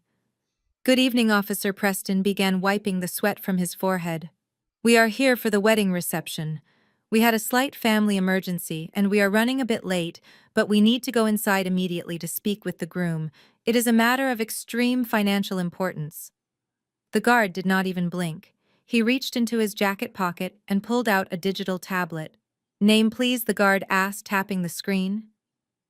Preston swallowed hard. "My name is Preston, but that does not matter. The bride is Amani and the groom is Julian. I am his brother-in-law. The entire family is in this vehicle. We just need you to open the gates so we can park and go inside." The guard looked at his tablet and then looked back at Preston. "Sir, this is a highly secured private event. If your name is not on the approved guest list, you are not gaining entry tonight." Sierra could not take it anymore. She was used to doors flying open the moment she announced her presence. She forcefully pushed open the passenger door, almost hitting one of the other guards. She stumbled out onto the paved driveway, her expensive heels clicking loudly in the quiet night. "Do you have any idea who we are?" Sierra screamed, her voice echoing off the high stone walls. "I am the sister of the bride. That is my mother and my father in the back seat. You are just a hired security guard. You do not have the right to keep us locked out on the street like common criminals. Open these gates right now before I have my husband buy the company you work for and fire all of you." The lead guard slowly turned his head to look at Sierra. He took in her ruined makeup, the tear stains running down her cheeks, and the frantic, unhinged look in her eyes. He was completely unmoved by her tantrum. "Ma'am," the guard said, his tone turning dangerously cold. "The bride explicitly instructed us regarding her family members. She provided us with your names and your photographs this morning. She stated very clearly that under absolutely no circumstances are any of you to be permitted inside this estate. You are permanently banned from the premises." The words hit the family like a physical blow. Amani had not just assumed they would not show up. She had actively planned for their exclusion. She had handed their pictures to armed security guards like they were dangerous threats. Vivian let out a loud gasp from the back seat, covering her mouth with her dirty hands. Charles slumped forward, burying his face in his hands, as the profound humiliation washed over him entirely. They were not just absent from the wedding, they were actively banished from her life. Sierra refused to accept the rejection. She marched aggressively toward the massive iron gates, grabbing the thick metal bars with both hands. Amani, Sierra shrieked at the top of her lungs, shaking the gates wildly. "Amani, come out here right now! You cannot do this to us! We are your family! You owe us! You have to let us in!" Her voice cracked, turning into a pathetic, high-pitched wail that completely shattered the quiet elegance of the botanical garden. The two other guards immediately stepped forward, placing their hands firmly on the weapons holstered at their hips. The lead guard looked at Preston, who was still sitting frozen in the driver's seat. "Sir, I am going to give you exactly 30 seconds to collect your wife and back this vehicle away from the gates," the guard warned, his voice carrying a lethal promise. "If she continues to touch the perimeter fence, or if you refuse to leave, I will authorize the immediate use of force, and I will call the local authorities to arrest all 4 of you for criminal trespassing." Preston looked at the armed men and realized his white-collar privilege meant absolutely nothing out here. His expensive suit and his country club membership could not buy his way through that iron gate. The phantom billionaire he had mocked was now completely insulated by a wall of tactical security that Preston could never penetrate. Preston quickly unbuckled his seatbelt and rushed out of the car, grabbing Sierra by her waist and pulling her away from the metal bars. Sierra thrashed against him, crying hysterically, but Preston held on tight, terrified of being thrown in a jail cell on the very weekend his hedge fund was collapsing. Vivian slowly rolled down her window, looking at the towering gates with wide, devastated eyes. The soft sound of triumphant string music drifted over the high walls from the reception tent inside. It was the sound of a joyous celebration, a gathering of the most powerful people in the city, and her daughter was at the center of it all. Vivian realized with sickening clarity that Amani was completely safe inside her new empire, while the people who had abused her for 29 years were left shivering in the dark driveway, entirely locked out of the future. They were exactly where they belonged, on the outside, looking in. The heavy silence outside the iron gates was suddenly broken by the sound of measured footsteps echoing against the stone pathway. Preston stopped arguing with the guards and peered through the thick metal bars. Charles and Vivian froze, their desperate panting loud in the night air. Sierra wiped her ruined makeup and stared into the softly lit gardens. Out of the shadows of the weeping willows, stepping into the glow of the perimeter lights, came the bride. I walked slowly toward the front entrance of the estate. I had seen the security alert on the monitors inside the reception tent and decided to handle the situation myself. I did not rush. I moved with the quiet grace of someone who was entirely in control of her domain. My custom silk gown flowed elegantly around me, the intricate pearl beading catching the light with every step. I did not look like the disappointment of the family anymore. I looked like royalty. I stopped a few feet away from the iron gates, maintaining a safe and powerful distance between myself and the chaos bleeding out on the street. The contrast between us was staggering. My family, the people who had spent their entire lives obsessed with appearances, looked completely feral. Vivian was covered in dirt, her expensive silver gown torn at the knees. Charles looked aged and hollow, his shoulders slumped in defeat. Sierra was a mess of smeared mascara and tangled hair, shivering in her thin designer dress. And Preston, the arrogant finance executive who thought he ruled the world, was gripping the iron bars like a caged animal, sweating profusely in his wrinkled suit. The lead guard stepped aside, giving me a respectful nod, but he did not unlock the gate. I stood there looking at them through the thick steel bars. I did not smile. I did not frown. I simply observed them with a bone-chilling calmness that seemed to terrify them more than if I had been screaming. Vivian was the first to break the silence. She threw herself forward, pushing past Preston to press her face against the cold metal. "Oh, Amani, my beautiful girl," she wailed, her voice trembling with forced emotion. "Look at you. You look absolutely breathtaking. I am so sorry we are late, honey. I had a terrible medical emergency on the way to the ceremony. I could not breathe, and your father had to pull over. We tried to call, but the phones were not working." She pushed her dirty hand through the bars, reaching out toward me. "I knew Julian was a wonderful man," Vivian sobbed, forcing large, fake tears to roll down her cheeks. "I always told your father that Julian had such a kind soul. We were just so worried about you, but we are here now. Please tell the guards to let us in so I can hug my daughter on her wedding day." I looked down at her outstretched hand and felt absolutely nothing. There was no anger left in my chest. There was only a cold, sterile pity. "You tore my wedding invitation in half, Mother," I said, my voice perfectly steady and quiet. "You dropped it on your china plate and asked me if I was out of my mind for marrying a toilet scrubber. You did not have a medical emergency tonight. You had a wine tasting event and nobody showed up." Vivian pulled her hand back as if she had been burned by the cold truth. She opened her mouth to argue, but Preston aggressively shoved her aside, taking her place at the bars. He gripped the iron so tightly his knuckles turned stark white. He did not care about family reunions or apologies. He only cared about survival. "Amani, listen to me." Preston pleaded, his voice frantic and breathless. "Whatever happened in the past is in the past. We can fix all of this. But right now I need you to do me the biggest favor of my life. I need you to bring Julian out here. Just for 5 minutes, Amani. That is all I am asking." I tilted my head slightly, studying the absolute panic in his pale blue eyes. "Why do you want to see Julian Preston?" I asked smoothly. "I thought he was just a glorified maintenance man. Did you not tell him to save his tips to buy a mop bucket?" Preston squeezed his eyes shut, shaking his head violently. "I was wrong. Okay, I was so stupid and arrogant, and I am begging for your forgiveness." Preston babbled the words pouring out of him in a desperate rush. "My hedge fund is collapsing, Amani. The investors at the golf club saw the video of your wedding. They know Julian is Vanguard, and they know we are not connected to him. They all walked out. Richard Montgomery is going to call the federal authorities on Monday, and I will go to prison if Julian does not sign the investment paperwork tonight. You have to introduce me to him. You have to save us."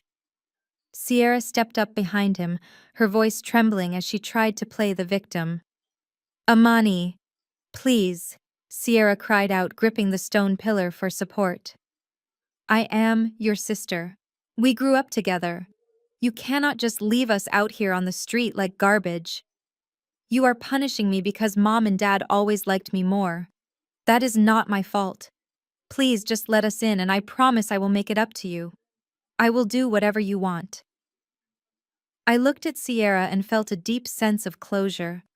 She was still trying to manipulate the narrative, making herself the innocent victim. She completely ignored the decades of cruel jokes, the snide remarks, and the fact that she had laughed in my face just days ago when I asked for her support. "You are right, Sierra," I replied softly. "It is not your fault they favored you, but it is your fault that you enjoyed watching them tear me down." Charles stepped forward, his face pale and drawn. "Please, Amani," Charles whispered, his voice broken. "He is telling the truth. If the fund collapses, we lose the house. We lose the country club. We lose our entire legacy. You have the power to stop this. You are a part of this family." I looked at the four of them, begging and pleading in the dark. For 29 years, I had practically killed myself trying to earn a fraction of the attention they were giving me right now. I had endured endless insults just to be allowed to sit at their dinner table. And now they were on their knees groveling at my feet, not because they loved me, but because my husband had a bank account they desperately needed to drain. "You chose Preston's legacy over my wedding, Charles," I said, my words cutting through the cool air like a blade. "You commanded 56 relatives to boycott the most important day of my life, so you could drink free wine and pretend you were elite. You made your choice. You placed all your bets on Preston's fake empire." I took a single step closer to the gate, looking directly into Preston's terrified eyes. "And Preston? I am not going to introduce you to Julian," I said, my voice dropping to a whisper that commanded complete silence. "Julian does not do business with frauds. He does not bail out failing hedge funds that use inflated property valuations to scam their investors." Preston stopped breathing entirely. His eyes widened in absolute shock as the words "inflated property valuations" left my lips. He stared at me through the iron bars, his mind racing, trying to figure out how I knew the deeply buried secrets of his illegal financial maneuvers. The air grew perfectly still. They were waiting for me to scream or curse at them, but my silence was far more destructive. I was not just the bride they had abandoned. I was the executioner of their entire reality, and the blade was about to fall. Preston stared at me through the iron bars, his mouth opening and closing like a suffocating fish. He could not comprehend how I knew the exact terminology of his financial crimes.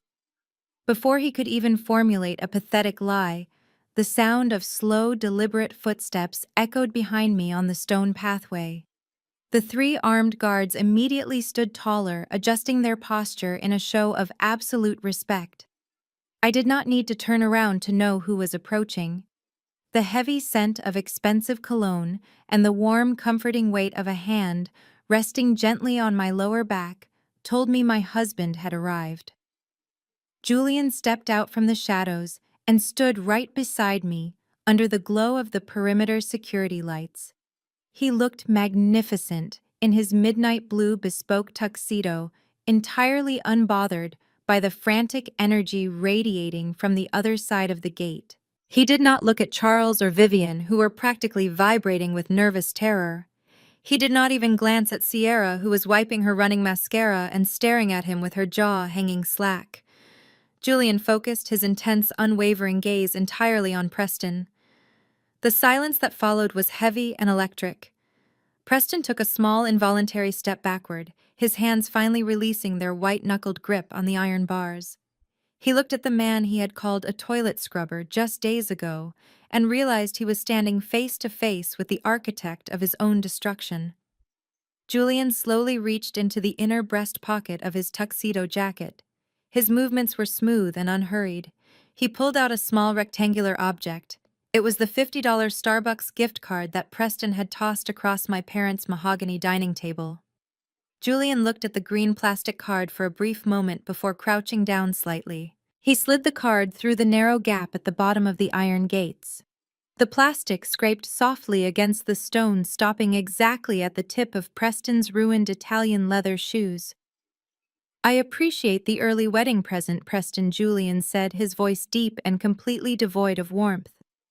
"But my wife and I will not be needing it. You should probably hold on to that $50. You are going to need every single cent you can find to pay for your criminal defense attorneys." Preston looked down at the gift card as if it were a venomous snake. He tried to speak, but his voice was a pathetic, raspy whisper. "Mr. Vanguard, please." Preston begged, his entire arrogant demeanor completely eradicated. "You have to let me explain the portfolio. The numbers were just aggressive projections. It is standard industry practice. Do not insult my intelligence." Julian interrupted, his tone remaining dangerously calm. "Vanguard Holdings does not invest in fairy tales, and we certainly do not fund Ponzi schemes. My analysts tore your pitch deck apart 3 months ago. You do not own half the commercial properties you claim to manage. You have been taking capital from new investors to pay off the dividends of your older investors. You are not a hedge fund manager, Preston. You are a common thief wearing an expensive suit." Charles let out a loud gasp, clutching his chest, as if he had been physically struck. He turned his head slowly to look at his son-in-law. A Ponzi scheme! Charles whispered, his voice shaking with a mixture of rage and profound horror. Preston, you told me those investments were guaranteed. You told me my retirement funds were secure.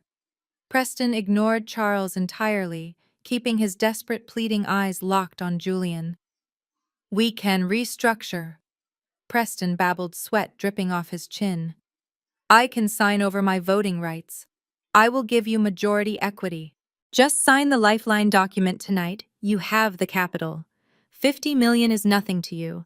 50 million is exactly what I spent acquiring the commercial block your firm currently rents. Julian replied smoothly, crossing his arms over his chest.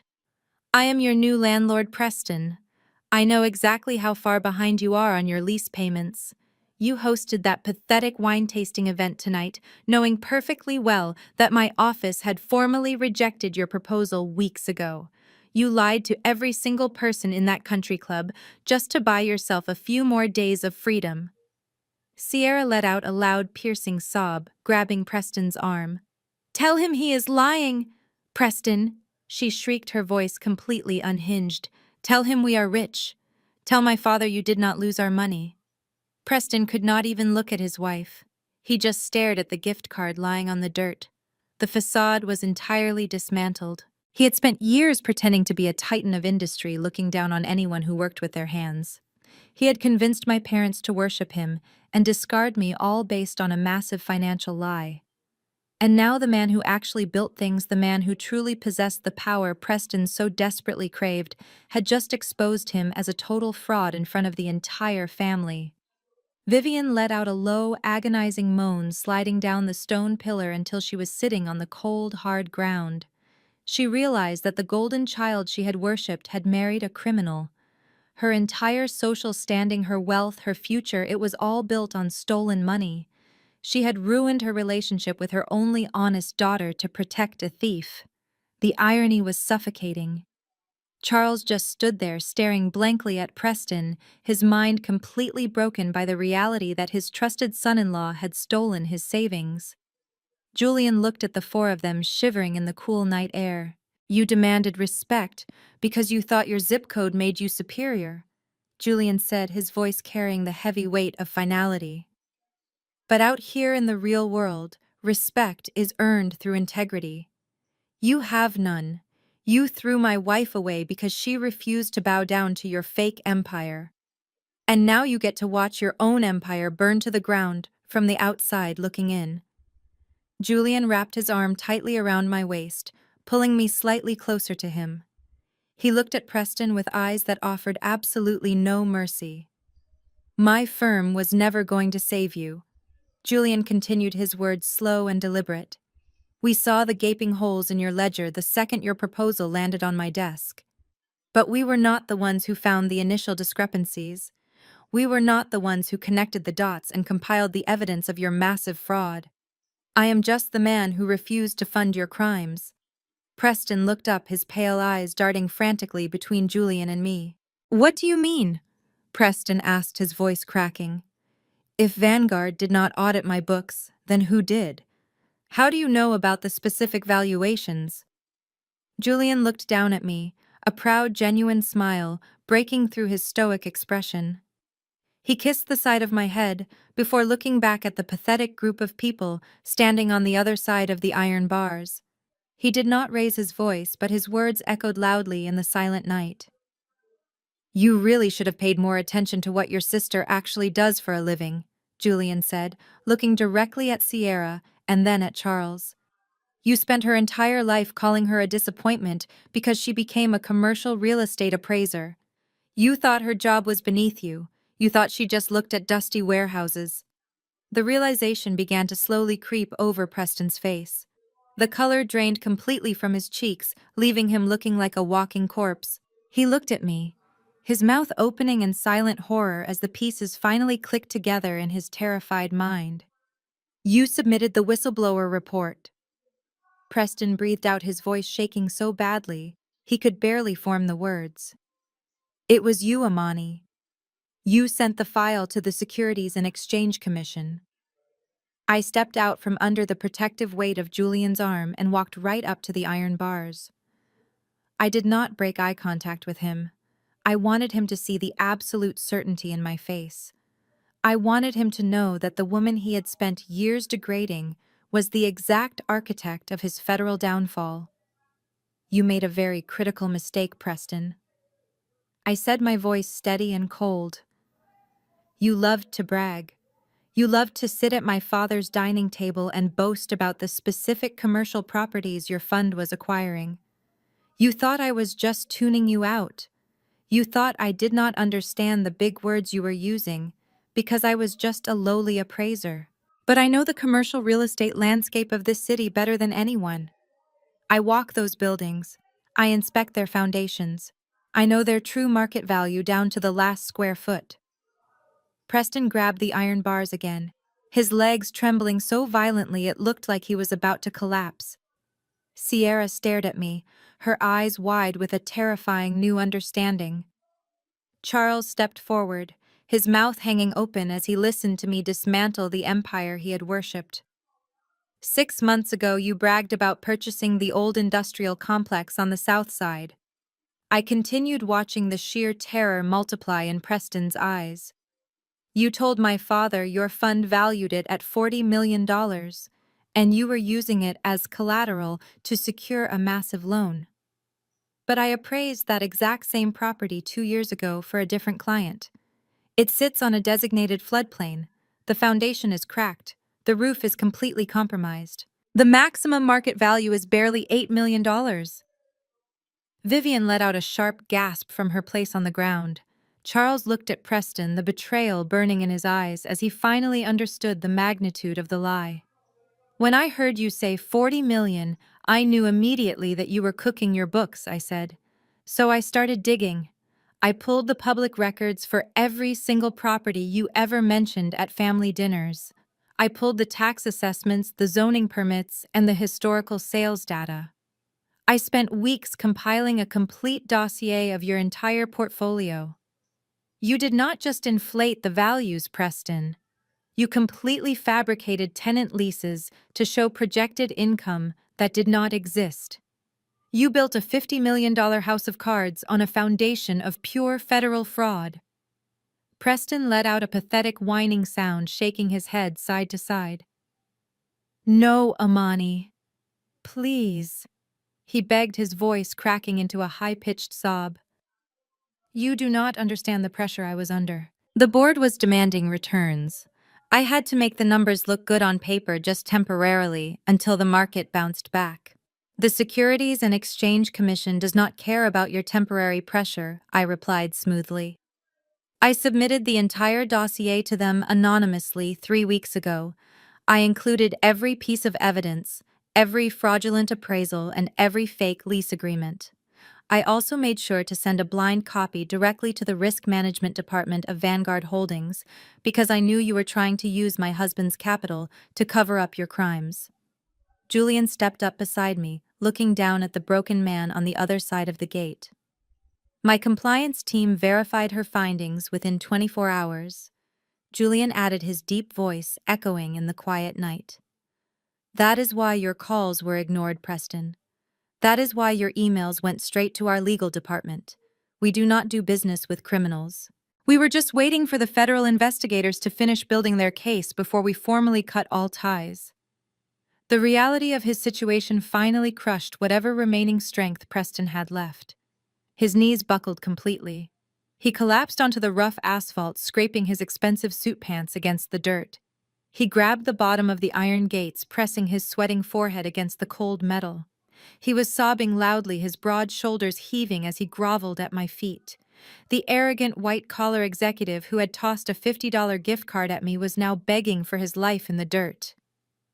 Amani, please, you have to call them. Preston wailed, his voice muffled against the iron bars. You have to tell the federal auditors you made a mistake. Tell them the dossier is flawed. If they freeze my accounts, I am finished. I will go to a federal penitentiary, Amani. Please, I am family. Sierra is your sister. You cannot send her husband to prison. Sierra suddenly snapped out of her paralyzed state.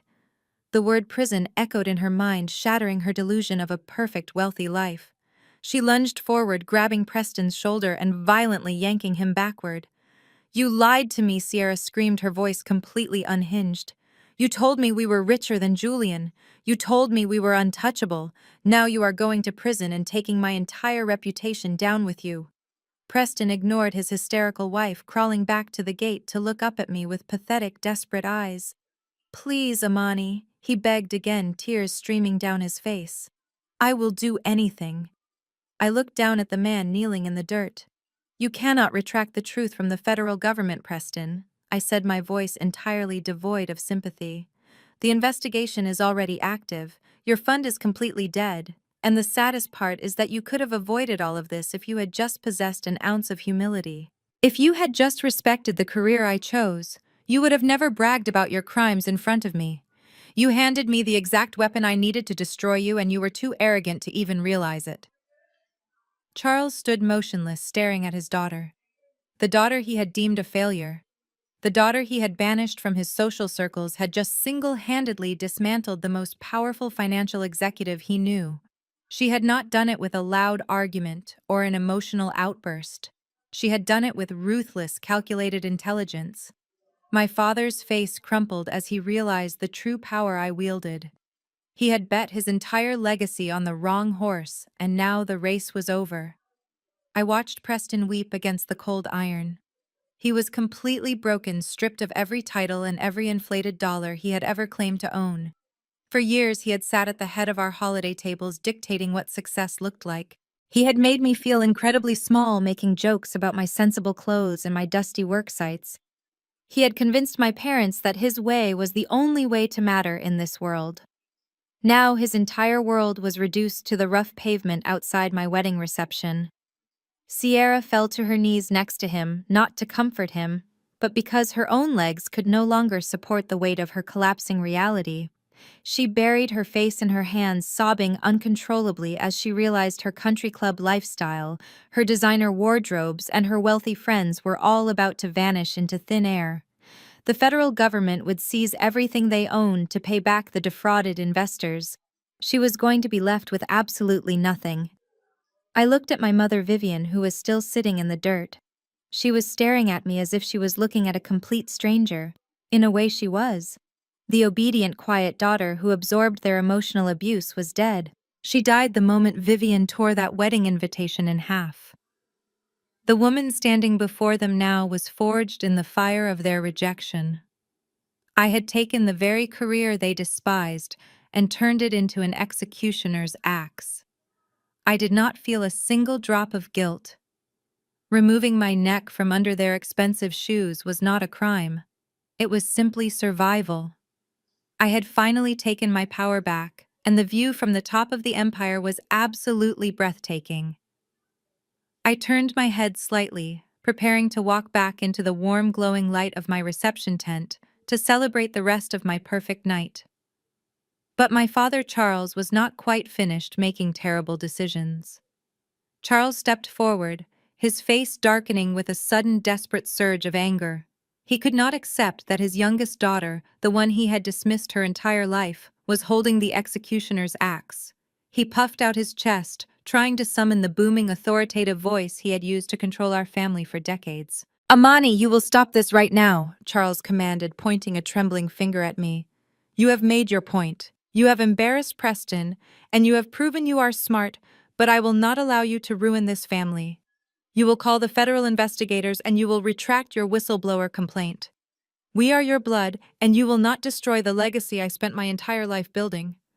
I stopped turning and looked back at him. It was almost comical to watch him try to assert dominance when he was standing on the wrong side of a locked iron gate. "You do not have the authority to allow or disallow anything in my life anymore, Charles." I replied, my voice completely flat. "And what legacy are you talking about exactly? Are you talking about the legacy of a man who manipulates his relatives to boycott his own daughter's wedding? Or are you talking about the legacy of a man who turns a blind eye to massive federal fraud just so he can brag to his friends at the country club?" Charles' face turned a deep shade of crimson. "Do not speak to me like that," Charles yelled, stepping closer to the bars. "I am a respected man in this city. I am a senior member at the Oak Ridge Golf Club. I am a founding patron of the Summer Gala. The people in that club are the most powerful individuals in the state, and they respect the name I built.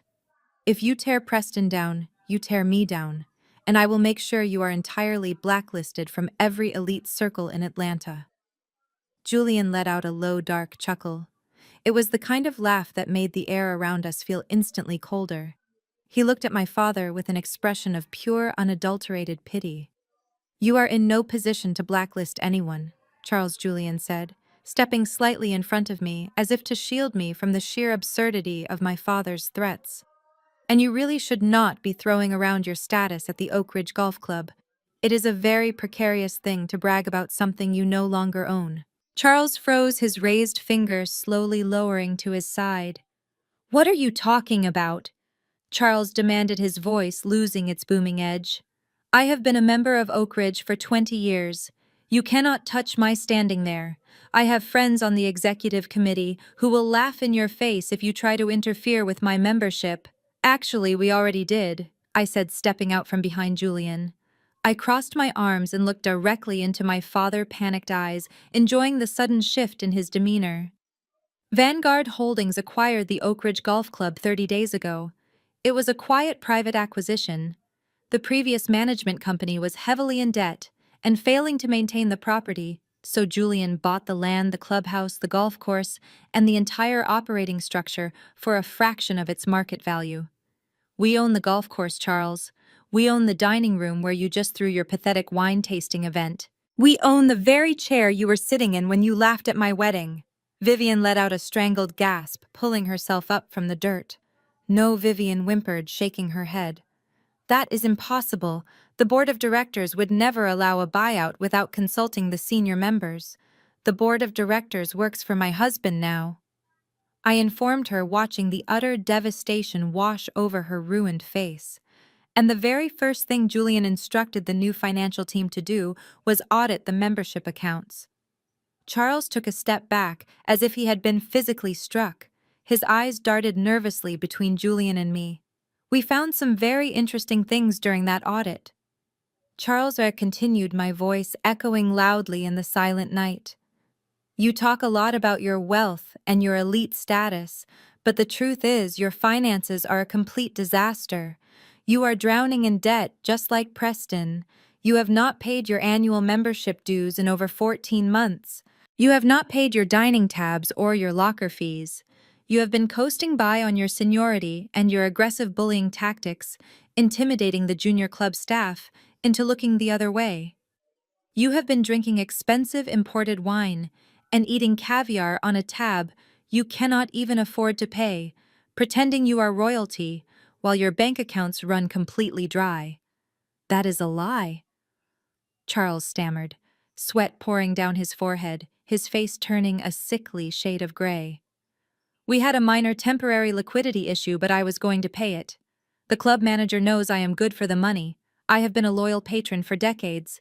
You cannot just erase my history there." "The club manager was fired on Tuesday," Julian stated coldly, "and your membership was officially terminated on Friday afternoon." The words hit Charles and Vivian with the destructive force of a hurricane. "We revoked your memberships permanently," I said, delivering the final crushing blow without a single ounce of hesitation. "You and Vivian are no longer welcome on Oak Ridge property. You are completely stripped of your advisory board titles, and your locker privileges have been terminated." The formal eviction notice was sent via certified mail yesterday morning, so you will find it waiting in your mailbox on Monday. But I wanted to give you the courtesy of knowing the truth tonight. The security team at the main gates of the golf club currently has your photographs hanging in their guardhouse, just like the armed guards standing right here. If you ever try to step foot on that property again, or try to attend another elite dinner, you will be escorted away in handcuffs for criminal trespassing." Vivian let out a loud, horrific scream. She clutched her hair, falling to her knees in the dirt right beside Preston. The country club was her entire lifeblood. It was the only place she could go to gossip, show off her designer clothes, and look down on other women. To be publicly banned for failing to pay her bills was a humiliation so profound it completely broke her fragile mind. My friend's Vivian sobbed hysterically, her voice echoing off the high stone walls. My friends are all there. Eleanor Kensington will know. The entire board will know we were kicked out for being broke. I cannot show my face in this city ever again. Charles, do something, tell them they are wrong. But Charles could not do anything. He leaned against the iron gate, his legs finally giving out under the crushing weight of his failure. He slid down the cold metal bars until he was sitting in the dirt right next to his weeping wife and his ruined son-in-law. The great patriarch, the man who had controlled our entire extended bloodline with an iron fist and a fat wallet, was reduced to a broken weeping shell. His son-in-law was going to federal prison. His precious social standing was completely eradicated. His wealth was exposed as a pathetic illusion. And his youngest daughter, the one he had tried so desperately to crush under his heel, had just conquered his entire world. The silence that followed was absolute. They had no arrogant threats left to throw at me. They had no fake financial leverage to use. They were entirely empty. I looked at the four of them broken, shivering and weeping on the dark asphalt, and I knew the war was finally over. I had not just survived their lifelong toxicity, I had completely dismantled the very foundation they stood on. Before Charles could even attempt to formulate another pathetic excuse, a sharp, piercing ringtone shattered the heavy silence. It was coming from Preston's jacket pocket. The sound was jarring against the quiet elegance of the botanical garden. Preston flinched, as if the sudden noise had physically burned him. He reached into his pocket with trembling fingers and pulled out his phone. The screen cast a harsh blue light over his pale, sweating face. He stared at the caller identification for a long, agonizing moment before slowly answering the call and lifting the phone to his ear. He did not say hello. He just listened. The voice on the other end of the line spoke rapidly, and the few words that leaked through the small speaker sounded clinical and unforgiving. I watched as the last remaining shred of Preston's humanity seemed to evaporate right out of his body. His jaw went completely slack. The phone slipped from his loose grip and clattered loudly onto the rough asphalt. Sierra stopped her hysterical sobbing for just a second. She looked at the phone on the ground and then looked up at her husband. "Preston, what is it?" Sierra asked, her voice trembling with a new wave of terror. "Who was on the phone? What did they say?" Preston slowly turned his head to look at her. His eyes were completely hollow. "They froze the accounts," Preston whispered, his voice barely audible over the night breeze. "The federal authorities just executed the seizure warrants. They froze the hedge fund accounts. They froze the personal checking accounts. They froze everything, Sierra." Sierra stared at him, her brain struggling to process the absolute finality of his words. "But we still have the house," Sierra stammered, her hands shaking wildly as she reached out to grab his arm. "We can sell the house, Preston. It is worth $4 million. We can liquidate the assets and pay for a defense team. We can start over." Preston let out a dry, hacking laugh that sounded entirely unhinged. He looked at his wife with an expression of pure manic defeat. "There is no house, Sierra," he said, the words spilling out of him like toxic waste. "I double mortgaged the estate 6 months ago. I forged your signature on the loan documents to secure more capital for the fund. I took every single cent of equity we had to cover the bleeding, and I lost it all. The bank owns the house now. We have absolutely nothing left." The silence that descended upon the group was absolute and terrifying. Sierra stood completely frozen. Her designer dress, her perfect hair, her country club status. It was all built on a massive, devastating lie. She had spent her entire life looking down on me because she thought she had secured the perfect, wealthy husband. But her perfect husband had just secretly gambled away the roof over her head. A feral, inhuman scream ripped through Sierra's throat. It was a sound of pure, unadulterated agony and rage. She lunged forward with terrifying speed, throwing her entire body weight against Preston. She tackled him hard into the side of the iron gate, her manicured hands turning into violent claws. "You stole my house!" Sierra shrieked, tearing at the lapels of his expensive suit. "You forged my name, you pathetic fraud. You ruined my entire life." Preston raised his arms trying to protect his face, but Sierra was relentless. She slapped him and scratched him completely, losing her mind in the dirt. Charles and Vivian were too broken and exhausted to even try and stop her. They just sat on the ground watching their golden child tear her fraudulent husband to pieces. Suddenly, the quiet street was illuminated by the sweeping headlights of multiple approaching vehicles. I looked past the violent struggle at the gates and saw 3 large black vans speeding down the private road. They did not look like police cruisers. They pulled to a harsh stop right behind Preston's luxury vehicle. The doors slid open, and a swarm of people poured out holding massive cameras and bright flashing lighting equipment. They were financial reporters and paparazzi. They had been tracking J Vanguard's movements all week, desperately trying to secure the first exclusive photos of the phantom billionaire's private wedding. They had followed the rumors to the botanical garden, hoping to catch a glimpse of the reception. But instead of photographing a glamorous bride and groom, they found a completely different spectacle waiting for them at the front gates.